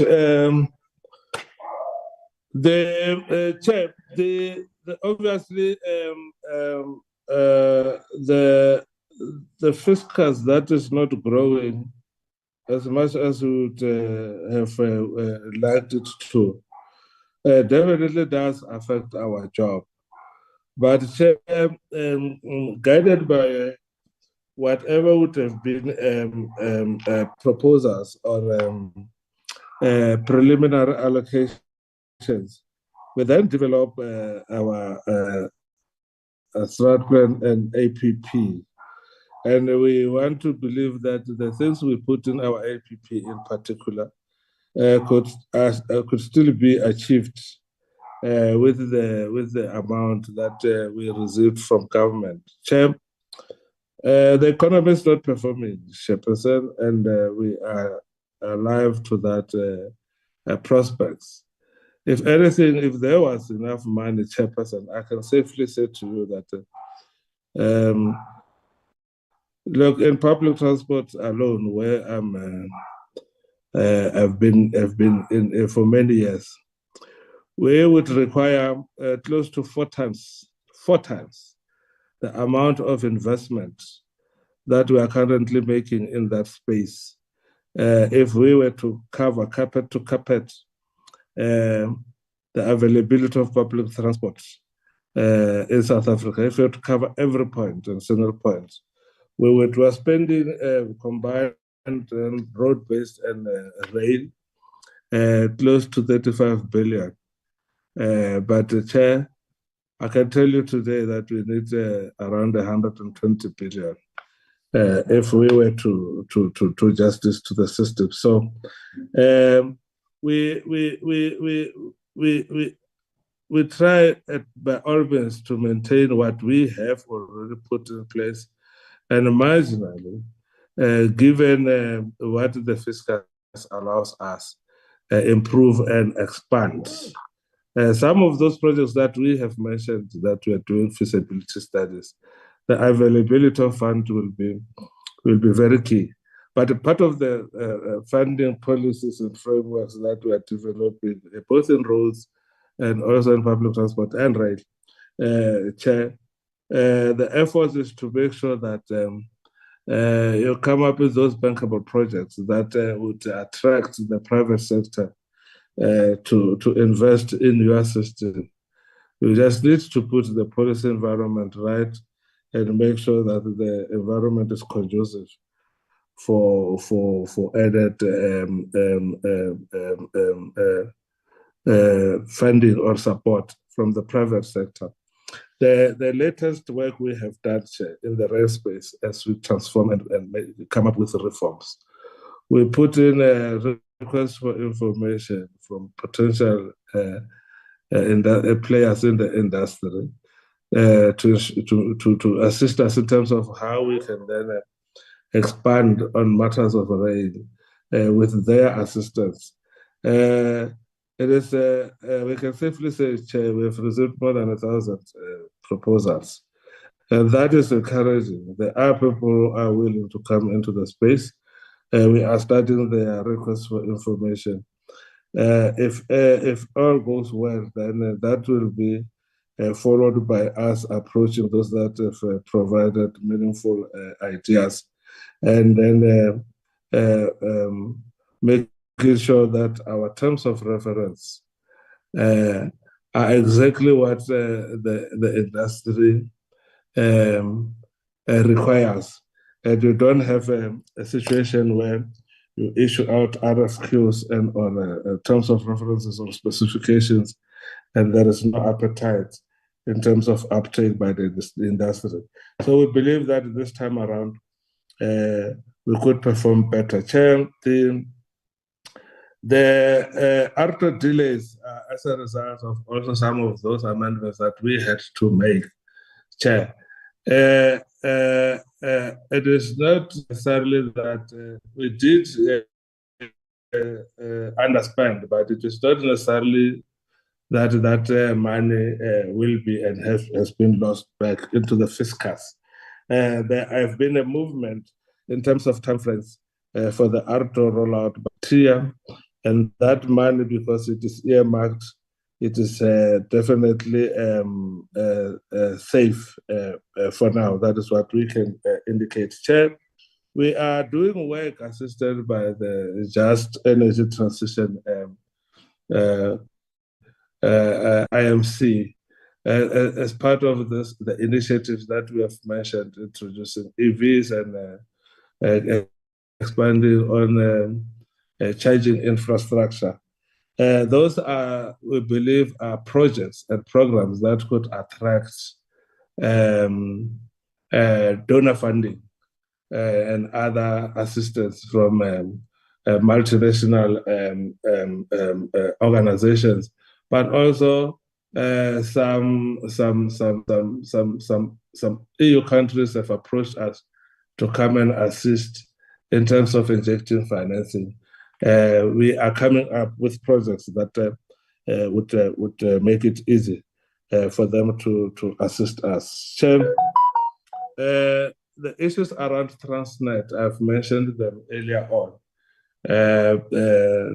In order to improve on the logistics value chain, but not only for Transnet and the sector, but also for the entire country, so that we are able to unlock the economy and move it faster, so we can realize economic growth. The NLCC is doing a wonderful job there, Chairperson. The structural reforms I've mentioned about, the establishment of TRIM, we have augmented, and now the board is operating at full capacity. All of those things are trying to make sure that Transnet moves the needle in terms of improving on its performance, and we hope that everybody would do their job, Chairperson, including the board holding the executive accountable on the areas where they are not performing, Chairperson. Thank you very much, Chair. I think we've dealt with the questions. Thank you, Acting DG. Honorable Peter, over to you. Thank you, Chair. Thank you to the team as well. There is an allegation that government's transport is not properly well managed, including the fuel and the maintenance of the transport. This may escalate the quicker manipulation of billions of rands if this allegation can be true. Honorable Deputy Minister, did your department experiencing any stolen vehicles or misused? If yes, what mechanism did your department brought forward to minimize this sketch? My last question, Honorable Chair, could your department inform or display to this select committee which model or system do your department use to manage the usage of fuel and maintenance of government transport? E.g., do your department use manual system or auto system or app to manage all your assets? I thank you, Chairperson. Thank you very much. Acting DG, over to you. Acting DM, you might be unmuted.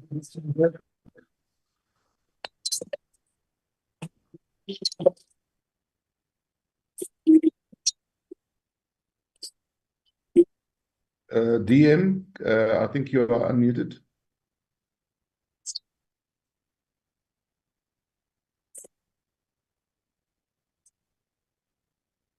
DM is muted, but I think the network is...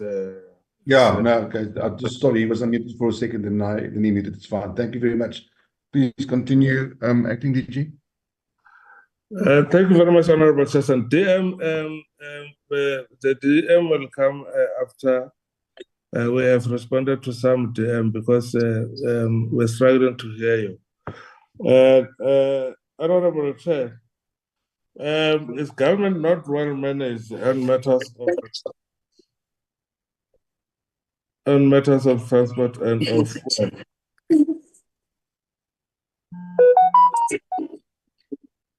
colleagues? Nick, if you can just on the side call DM and tell him to mute because and then get to a better place. But we'll try and deal with the questions because I think he is talking and we can't hear. Chair, if I may proceed. Chair, I think if I understand the questions well, they are more related to fleet management within government because it talks about fuel management system and it talks to the issues around the loss of vehicles and then the management of the same fuel and assets. Chair, as you would do for some years now, I think almost 10 or so years, the way we have been managing our fleet has been different from national and from province to province. There are still those provinces that are using GG vehicles. Most of the national departments, including our own, has moved away from that and we are using hired transport. So we could not have experience any loss of vehicles because we don't own the vehicles, we don't own them. We use leases. But there will then be provinces that are using government vehicles, and that would be a responsibility for the government to employ prudent fleet management processes and approaches in dealing with the GG vehicles, including ensuring that the fuel is not abused or misused by the officials. Now, what we then are doing at national, we together with the National Treasury have a transversal contract. Firstly, on the procurement of vehicles. Secondly, on the maintenance of vehicles. So it is only those people that are contracted that you can then take your vehicles for maintenance too. But when it comes to fuel management and the use of petrol cards, as we used to know them, we had always encouraged, and we also at some stage had the transversal contracts on a fuel management system. I think BP was using Fuel Master, and then the others were using e-fuel, where you employ a tank to make sure that the vehicle and then the fuel installations or forecourt managers or operators or owners would then have a mechanisms where the vehicle that comes to consume fuel is the proper vehicle that is supposed to, and then there is no misuse of petrol cards. Chair, it may well happen that there are instances where drivers and officials would take chances, but fleet managers or transport officers in departments are supposed to be ensuring that they do a proper reconciliation and the payment of those transactions. And if they detect any fraud, that is taken up using the proper channels. But also the banks and the bank, at some stage we used West Bank, is able to detect high usage of the vehicles vis-a-vis the kilometers traveled. And therefore then where there are outliers, those are lifted up. Chair, I've tried to the extent that I understood the questions from the honorable member, Chairperson. Thank you very much. DM, is DM now available?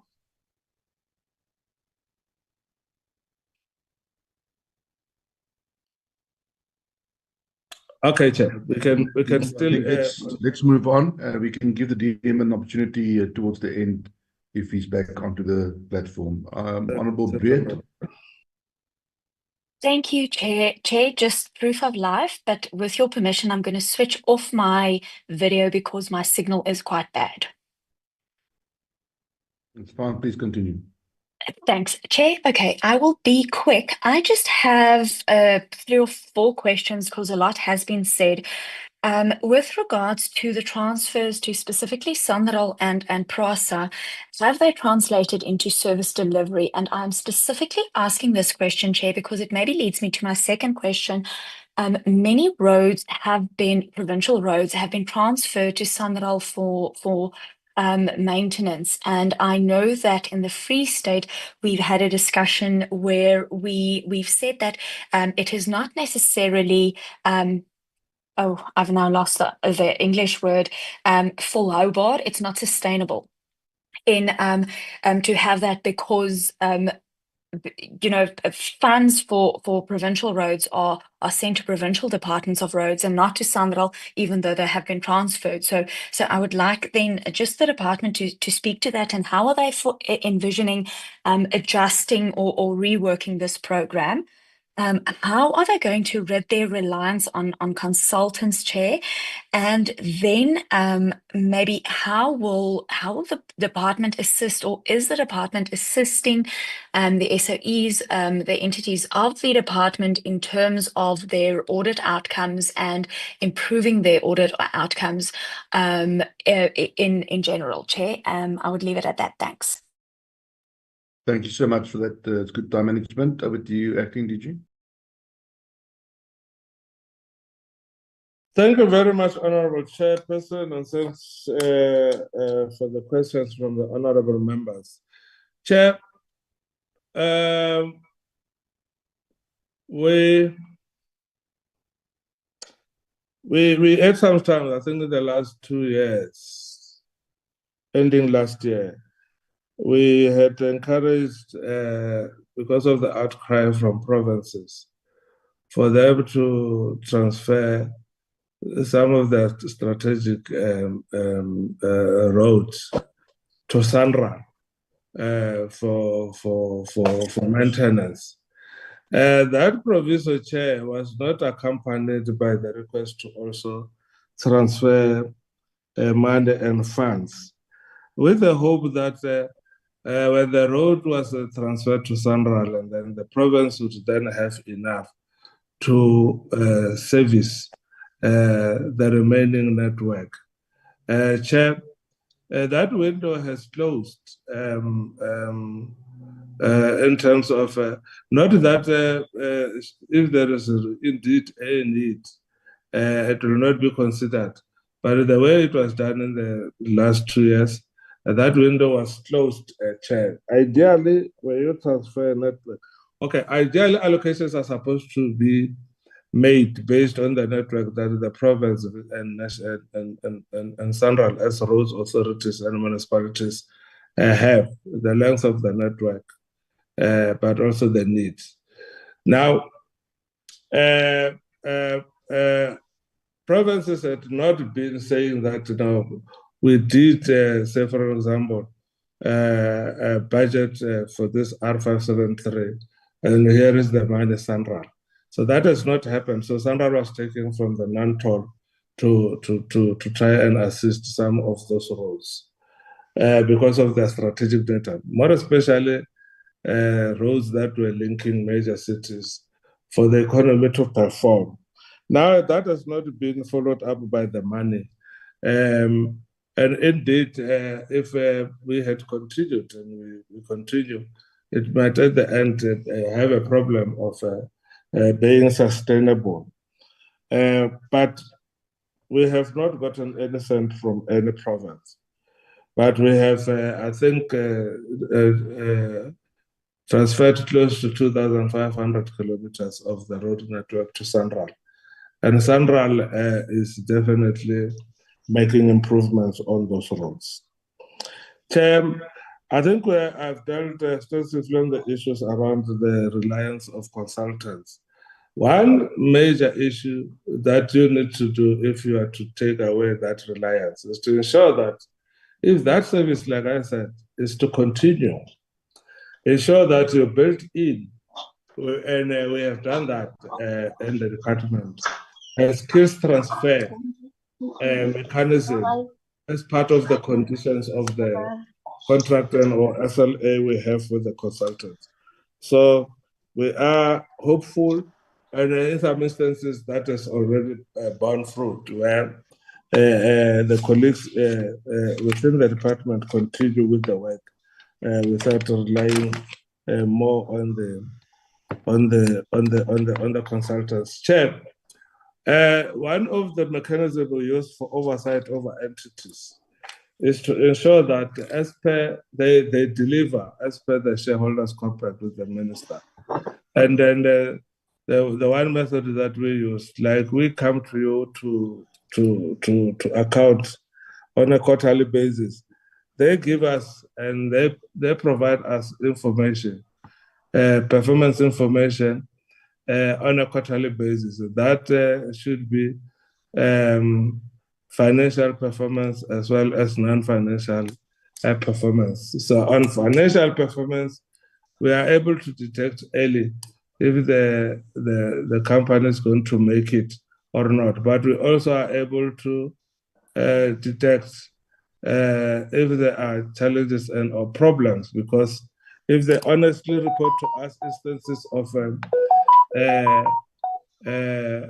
fruitless and wasteful expenditure and irregular expenditure using their own internal control systems, we then are able to intervene, and either by way of demanding more answers or by way of assisting. What the minister has since introduced and communicated to our own duty audit committee is that it should very closely analyze the reports coming from audit committees of these entities with a purpose of ensuring proper alignment with the work that we are doing in the department, but also assisting and raising the red flags should they appear, should they show themselves. That is what, Honorable Chair. I'm just want to make sure that everybody is muted, that I'm not busy talking.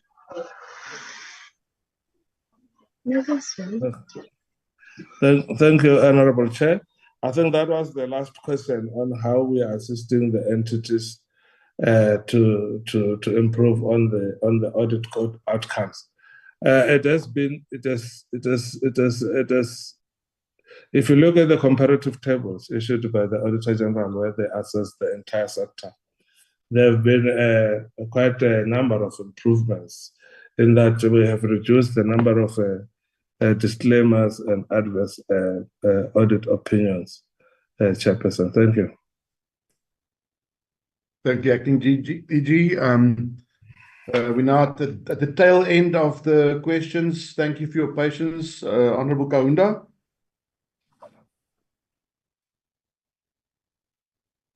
Thank you, Honorable Chair.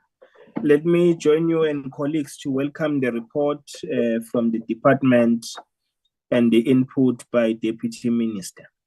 In relation to climate change, Honorable Chairperson, we normally deal with, even in the strat plan here for the 5 years, we normally deal with the renewables, forgetting that the engineering should also be one of the concentration points whereby we'll be able to build better, smarter, the resilient to form part of the features of the engineering of our roads and the bridges as we are faced with these challenges of climate change. So what is the plan of the department for the adaptation in relation to that? Secondly, Chair, the issue of transformation. The department spends a lot of money investing in various sectors of economy. Part of that in the ports is the sector that is attached to port operation on the freight and logistics. That industry has not been transformed. I can tell you, Chair, when I attended the meeting with the owners of that industry, resolving the issues of drivers who were contesting about the employment of foreign drivers, the hall was full of a particular race in this country, which is dominating the economy. So what are the concerted efforts to transform that sector so that the money that we invest in such sectors also yield positive results when it comes to the transformation of our economy and the ownership of means of production? Thank you.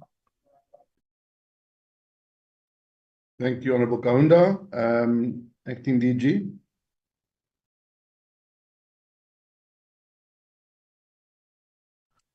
Chairperson, one of the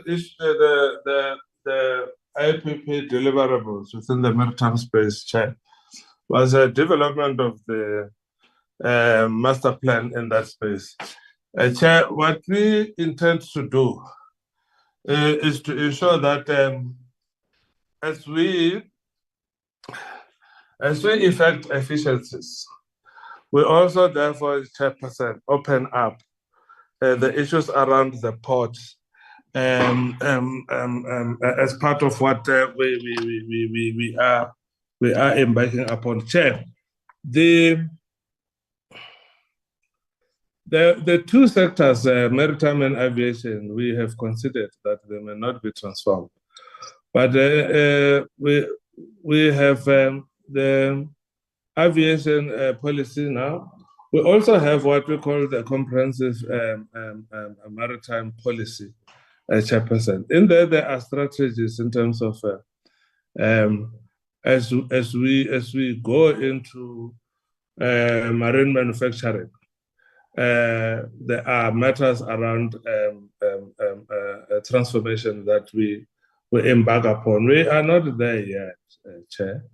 But also, I think our deliberate issues do not touch much, but although we have made some strides in terms of the seafarers, we are not making meaningful strides in terms of the hard and serious infrastructure like ports infrastructure and ports management issues.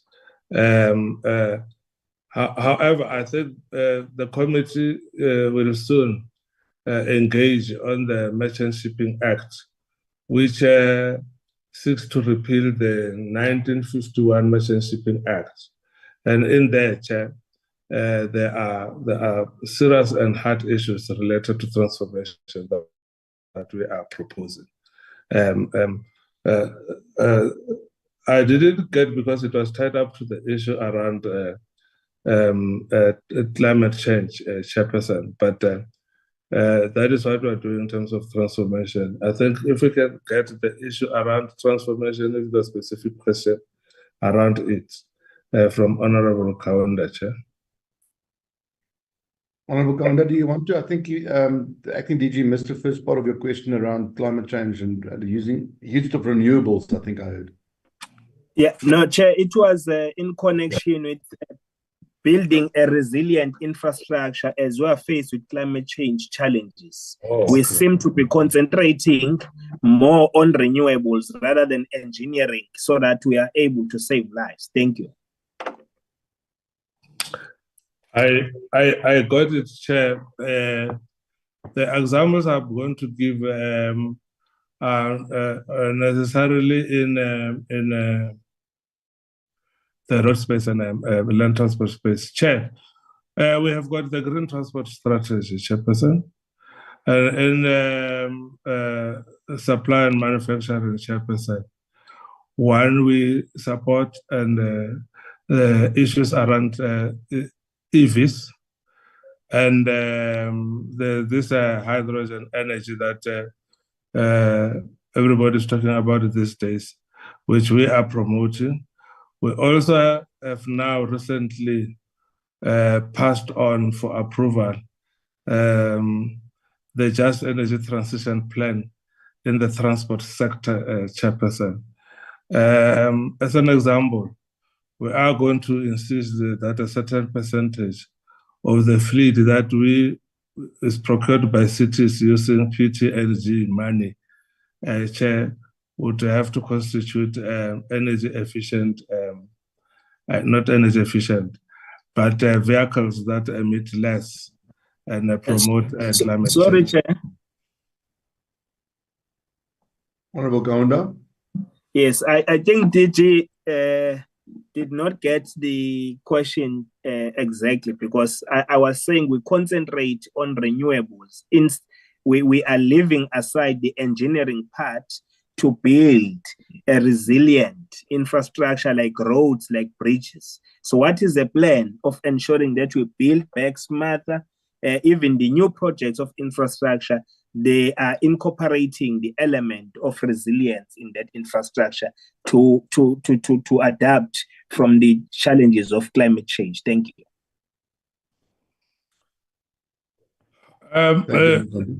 Thank you very much, Chair. Chair, I got the question. I'm trying to locate it within the Just Energy Transition Plan that we have developed, and I was trying to avoid issues around renewables. But Chair, in the road space, we're introducing and we have introduced nanotechnology, and that talks to the matters that the Honorable Kaunda is talking to. Nanotechnology, Chair, uses less coal-based solutions. Number 2, Chair, we are now, unfortunately, it's a renewable, but we are reusing asphalt that we rip and peel on the roads and use it again. There's technology that is being used to reuse. We used to throw it away, but we are reusing it in mitigation of climate change issues. But Chair, we shall submit once approved, or even if not, the work in progress in terms of the Just Transition Plan in the transport sector, Chair. Thank you, Acting DG. Last but not the least, our committee whip, Honorable Molokome.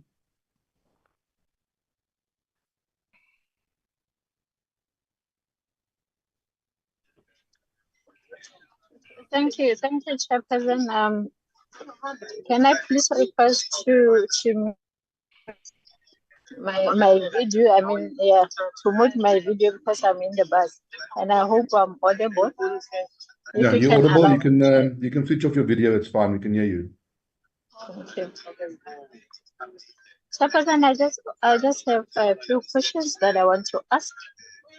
Are there any consultations with the Government of National Unity to deal with the matter of inflation increasing the cost of doing businesses for road maintenance and infrastructure? There have been a lot of challenges in the civil aviation industry of South Africa, which has affected competition and market dynamics, especially post the COVID-19. My question, Chair, is what strategies are in place to increase market competition and competitive advantage in our civil aviation sector? Chair, do we have or is there any plan to develop a national registry in order to properly implement a comprehensive maritime transport policy in the department? My last question, Chair, is how do you plan to improve financial sustainability in order to achieve the targets of state-owned company governance, assurance, and performance program in the department? Hey, I hope you have received my questions in order, because I'm not sure whether I was that much audible, because I'm interested. Those are Fine. We could hear you, Honorable Molokome. There is a bit of background noise, but let's see if the Acting DG has got your questions. Chair, I have tried to capture the questions, Chair. The issue is, what are the measures you're putting in place to ensure that you increase market competition post-COVID? And I want to assume it is in transport in general. I think we have moved quite a lot ever since COVID, Chair. And I'll take this with the issue in particular of aviation that was mentioned. Chair, we can safely say that our aviation is attracting almost the equal numbers that were there before COVID. So that space has fully recovered. It does not necessarily mean that in terms of players, the system comes back transformed. What are we doing in that regard, Chairperson? We have developed the aviation policy, which seeks to transform the aviation industry.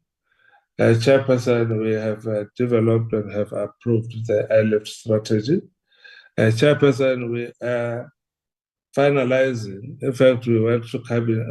We're going to cabinet, I think, to discuss today the air freight strategy with the aim of increasing freight in those areas.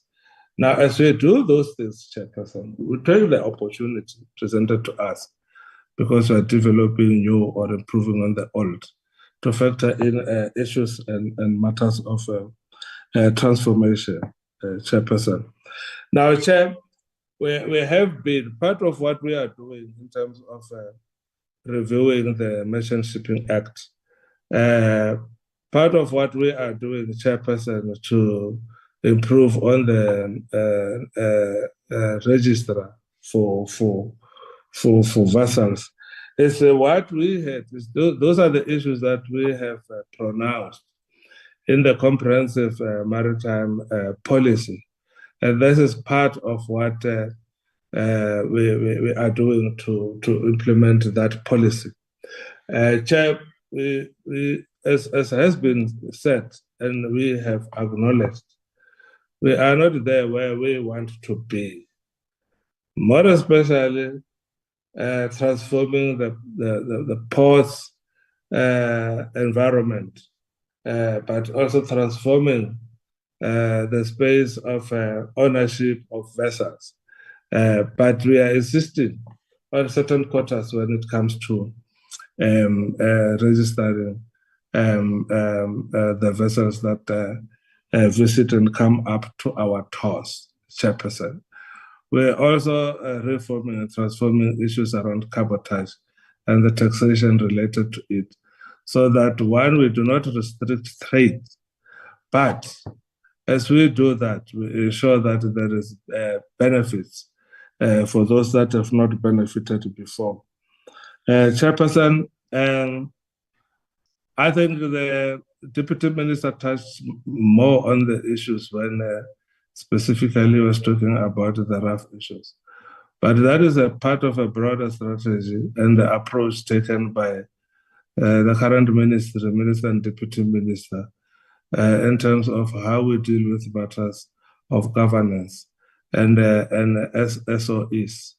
I have indicated that through quarterly reporting, we do provide, we analyze and provide feedback and then highlight areas of improvement to the SOEs. That's the first part. The second part is, Chair, as the board's terms come to an end and we introduce new boards or appoint new boards, there is now a serious insistence that we need to attract the correct and requisite skills, just so that the board, as it plays its boards as they play their fiduciary responsibilities, they are well equipped and have the necessary skills to ensure that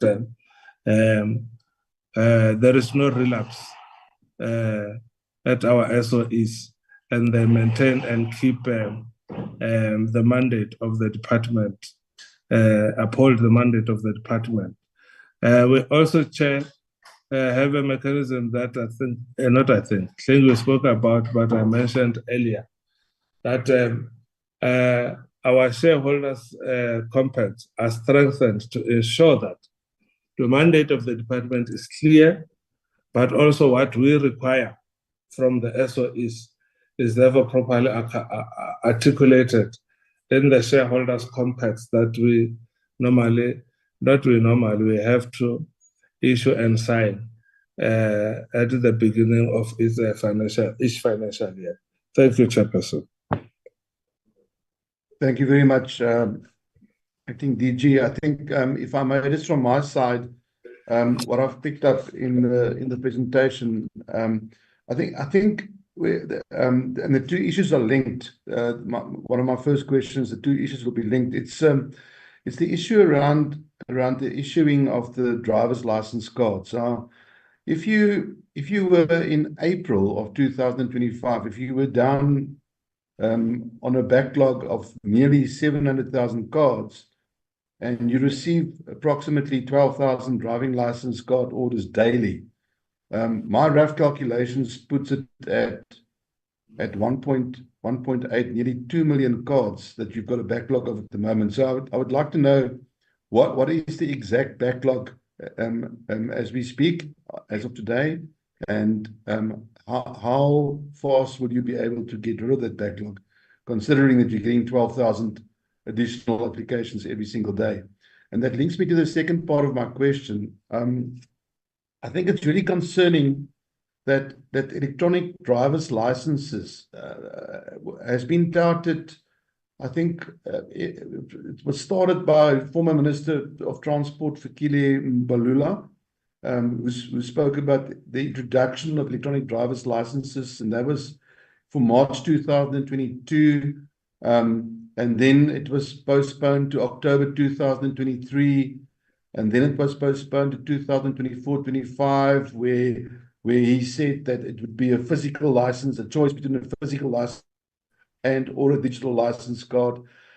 His successor, Minister Chikunga, then moved it out to November 2023, and said, yeah, there will be a full introduction of electronic driver's licenses by March 2024. Since then, Minister Creasy has come out and said, but now there's issues around that with regards to policy. So it seems that you're now in a quagmire, because you've been ignoring the electronic driver's license issue for so long that your physical driver's license cards and the corrupt tender or alleged corrupt tender on the physical license card printing is now caught up to you. So when are we going to see movement? What is your actual plans, and what processes are underway to make digital cards a reality? Because I think the answer lies in that. It's very difficult for the public out there to now not think that yes, it might be safer to have a printed driver's license card, but it's a huge income stream for the department. And you know, forgive me for thinking aloud here, but people are saying, you know, are you not reneging on past promises of electronic driver's licenses in the interest of an income stream, which it seems is not realizing at the moment anyway? That's one of my concerns. Another concern, but I think we'll deal with that in separate meetings.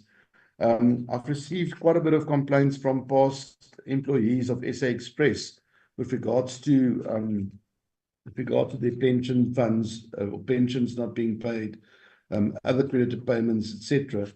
And then I'm also very concerned about the status of AT&S. It might be good if you or DM can give this committee an assurance that we don't have to be worried about AT&S. There's been some near misses recently. There's been some technical failures. There's a skills exodus. So we might have to deal with that in a totally separate meeting. But just some concerns from our side. If you want to deal quickly with those, thanks very much, Acting DG. Thank you very much, Honorable Chairperson. Honorable Chair,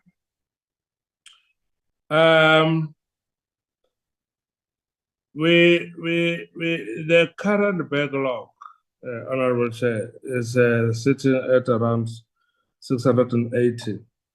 Chair, this is so because as we receive the 15,000 or so cars, we have to deal with the current application so that we do not create another backlog while eating up into the backlog, so that we then get rid of the backlog. Chair, the backlog will take a few months to get rid of, because in that usage of that one machine, we then have to make sure that we do not tamper or interfere with current applicants and applications. And this is why there are those dispensations that I spoke about in terms of what should people do and what is the status of expired licenses that were caught up in the backlog.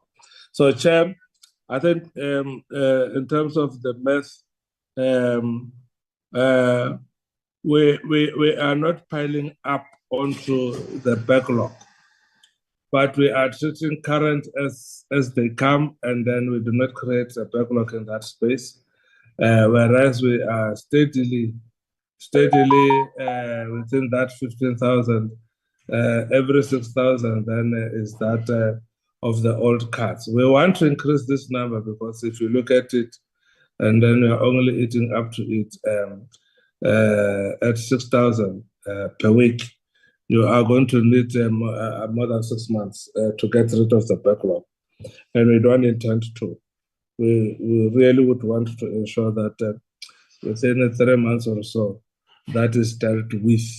But we shall keep everybody, South Africans and the committee in particular, updated on how well we are doing them. And we hope that in that process, the machine will not break. Unfortunately, dealing with something that does not talk is a challenge. But within the next 3 to 6 weeks, so within 3 months from now, we would have embarked on that parallel process of interim solution with government printing works.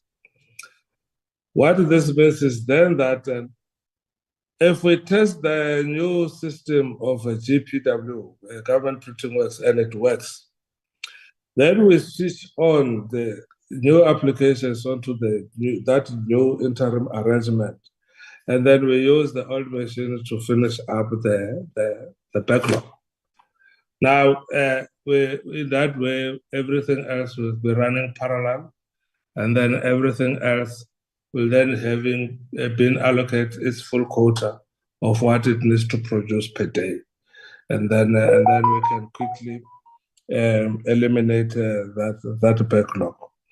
Chair, as everybody wants digital, most people want digital. It is, and it was our wish that even in the driving license card, we need to go digital. There were a number of issues, and there were security related that needed to be tied up, which has not happened. Which is again cloning and duplication. But also, how do you deal with the expiry date? What mechanism would you need to put in place? Do you make the card disappear on somebody's digital mobile or electronic device? Do you make it disappear? How do you disable it to make sure that it does not necessarily work? And then you are therefore also going to need to ensure authenticity card readers for your law enforcement. This does not mean that based on that and that what I've mentioned, we are not alive to embracing a new technology, Chairperson. But we have a card that was approved and is approved by government. We are going to have an interim solution that is based on these approved cards. And then you have a cabinet decision on the new card, which was also still paper-based, although it is a special paper or plastic with security features, which was also going to be paper-based, which is what has been stopped by the probity audits. In terms of the memorandum of agreement, Chair, one of the few lines in the preamble is that then the GPW, Government Printing Works, will continue with its research on the digital cards and mitigate against the risks associated with it. One of the key stakeholders in this space, Chairperson, is the institutions tasked with security. So on a cut like this, or on a program like this, they play a prominent role to guide us to ensure that what I said earlier, that what we produce cannot be interfered with. And that's why we went with a paper-based or continue to keep paper or plastic based for this long. But even on the new one, they had okayed the further usage of a plastic chair. I think that the IT specialist in the meeting can attest the fact that as we move to AI and digital, there are also those that are working very hard to make sure, to try and interfere and manipulate the space, Chairperson. Already there are a number of people who have abandoned the chip. The chip was one of the most secured way, but there are those that are already moving away from chips because of their vulnerability, and the majority of them are resorting back to MAC tape, which one may say is a regression, but it is because of the security concerns associated with the usage of a chip. But Chair, that matter is not off the table. We believe it is convenient for the user, but it should equally be foolproof and be tamper-proof, Chairperson. And that is the work that, as part of the project and the relationship we have with Government Printing Works, is what they will be looking at as part of their research. Thank you, Chair. Oh, Chair. Chairperson, the DM back? No, I'm here, Chair. I'm here. Oh, good. DM. Okay, if you want to make any closing remarks, we still have a little bit of other business to do before we close the meeting, but I'll let you and the department go before we do the other business. So if you want to do closing remarks from your side. No, Chair, I want to first indicate that on the request around REF update, we can be in a position to brief the committee at a determination that the committee will make around the issues of the Road Accident Fund. Our outlook remains that we must stabilize the entity, return it to its core function, ensure efficiency within the ecosystem, and push back on the frontiers of maladministration and corruption. And I believe that the process that Parliament is engaging in will assist. There is also an SIU investigation that is currently underway. We will await the outcomes of all those investigations and see the set of recommendations that come out of it. I think the DG is very correct in saying that the agreements between us, the shareholder agreements between us and the entities, are the North Star of our engagement and interaction. The APPs we submit to Parliament and that the entities submit to Parliament must be the benchmark for oversight and accountability in the work that we do. So we will be available at your discretion to come and address the committee on REF related matters. Secondly, Chair, is to indicate that the department in reviewing quite a lot of the policy positions and presenting updated versions of programs is on the understanding that the ecosystem in the transport sector has changed in quite a number of material facets, and we need to be able to ensure that we respond to the dynamics correctly. This is also, of course, in ensuring that Sandral and the infrastructure built in the main is able to factor in climate resilient engineering in the work that we do. It's also about skills development that we need to cultivate in order for us to realize those kind of achievements. And then on the issue of the driver license, Chair, I think the DG has been very broad in covering all the issues that affect the ecosystem of a driver license. We can be in a position at a later stage to come and have that discussion. And as you also indicated, we are currently in court on the printing contract. as well, so that because of the findings by the Auditor General. But I think the sequence of events that you list from our predecessors around the driver license card must also be understood in this fashion, in that when those decisions and timelines may have been presented, the capabilities of AI were not as advanced as they are now. So we must not be moving from one space to another, thinking we are avoiding a problem, only to inherit other problems as well. So we do need to assess the ecosystem as well from a technological point of view, viability. It's also a resource question. Insofar as validation is concerned, it's also got to do with international standards and protocols for us to be able to comply insofar as the legitimacy and security of our driver licenses are concerned. So we have to look at all of that, and I want to believe that the whole issue of revenue generation is secondary. What is key is we need to have the right driver on the road who is able to actually inspire confidence. And lastly is to say that the digitization program is very much alive in our outlook.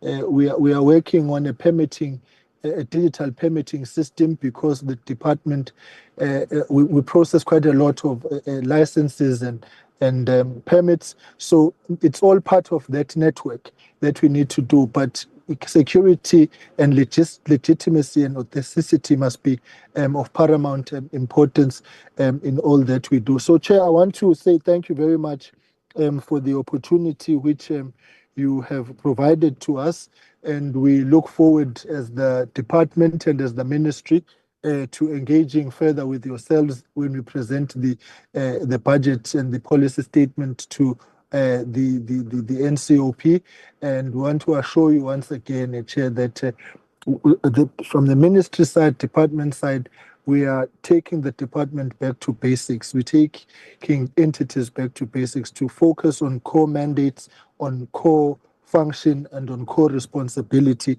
so that we can be able to have a coherent transportation system in the country. And so this budget seeks to achieve that. And with your support and your oversight, we believe that we'll be able to have an effective transportation system that will carry South Africa's overall ambitions. Thank you very much, Chair. Deputy Minister, thank you very much. And I thank you, the department, for your attendance today, for fielding the questions from the honourable members. And yeah, I think it's good to hear, Deputy Minister, that you're taking the department back to basics, because there cannot be, in my view, a more important accelerator of our economy than transport. None of the other departments out there could function efficiently if it wasn't for the Department of Transport functioning properly and efficiently. You can't get agricultural goods from a farm to the harbour and then out overseas if it wasn't for a functioning Department of Transport. You can't get medicines and hospital equipment and patients if it's not for the Department of Transport with all its subsidiaries. And so the list goes on. You can't get kids to go to school without the Department of Transport. So you are indeed the catalyst around which everything revolves in building the economy and through that growing jobs. So our committee will definitely commit to keeping tabs on your department through our oversight, and we're looking forward to future engagements. Deputy Minister, you are welcome to take your leave with the department. We just have to have a quick little bit of business in the committee with regards to previous minutes of meetings. Once again, thank you to you and the department. Thank you, Chair. Take care and God bless. Thank you very much. Thank you, DG. And thank you, Chair. Thank you, Tim. Thank you, members. Thank you very much. Honourable members, we just have a little bit of business to do, and we have 2 minutes left on the clock. So I would like to see if we can conclude with a bit of homework. H, if you can please fly out the minutes of the previous meeting. Chairperson, I'll request Liza to flight. Thank you very much. Honourable members, these minutes have been circulated to you as well beforehand, but just to make sure, I'd like to have them flighted.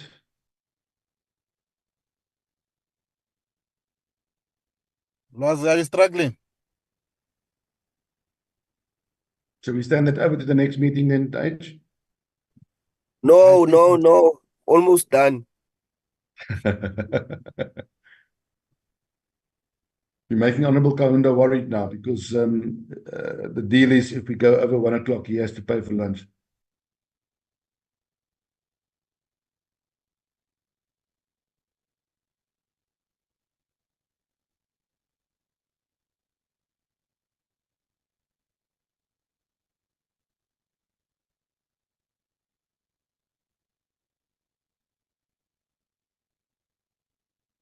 Is it visible, Chair? We can see your email screen. Yeah, I can see you busy opening the document, so it should show us next minute or so. We can see your email screen there.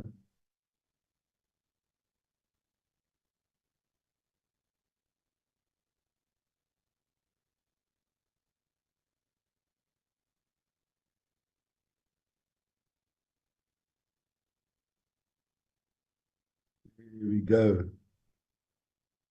Thank you very much. Honourable members, we have before us the draft minutes of our meeting that we had on the 11th of June. If you can just scroll down, where we had the Department of Public Works and Infrastructure giving us a briefing on the progress and interventions in relation to the establishment of smart cities. Can we just scroll down with the minutes, please, H?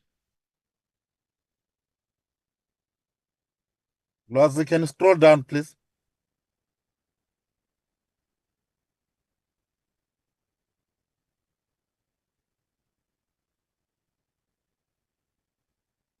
Thank you very much. The attendance, just go back up to you're going too fast now. I would like the members to have at least have a look at the minutes as we scroll through them.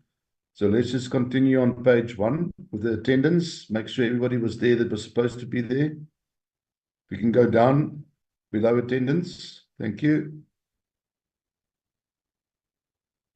There's our guest attendance, the parliamentary staff, opening remarks. We received apologies for that meeting. Noted. Proceedings of the meeting. Thank you very much. Scroll down.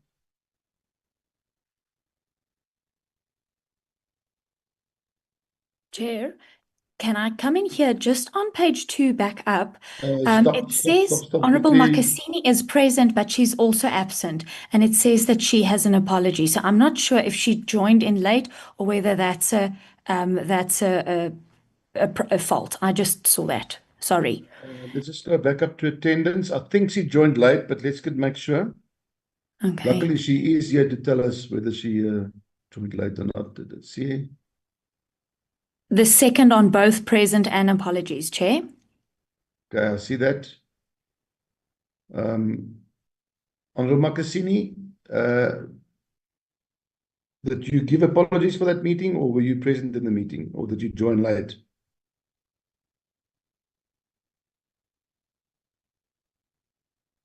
H, can you just check your records if you've received apologies for that meeting from Honourable Makasini, and then remove her from the attendance from the present list? I will do so, Chair. Okay, thank you very much. And just in future, please check for duplications, because obviously a person can't be in the same place. Same person can't be in 2 places at the same time. Right, let's move down, please. We were in progress of the meeting.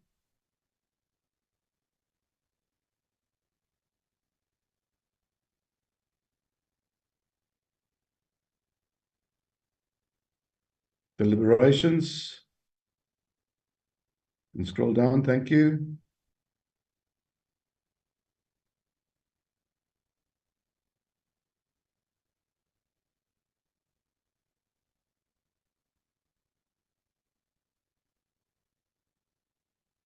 The adoption of the minutes of the previous meeting, and then that meeting was adjourned at 12:30. Honourable members, thank you very much. Is there a proposal for these minutes? With that correction of Honourable Makasini?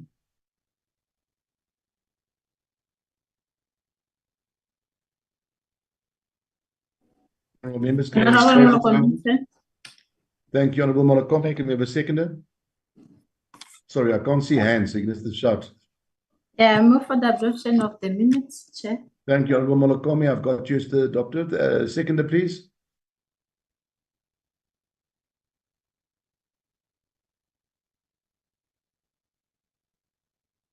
Anybody seconding these minutes? I would hate to sit here the whole day and wait for a seconder.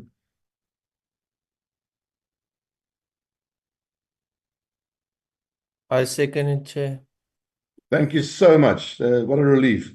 Honourable members, thank you very much for your time in this meeting. I appreciate it. Please stay warm. Thank you very much to our staff for your diligence, and also thank you to PMG that will make sure that the meeting is recorded and flooded to the public in due course. Appreciate all your inputs. Have a nice day. The meeting is adjourned. Thank you, Chair.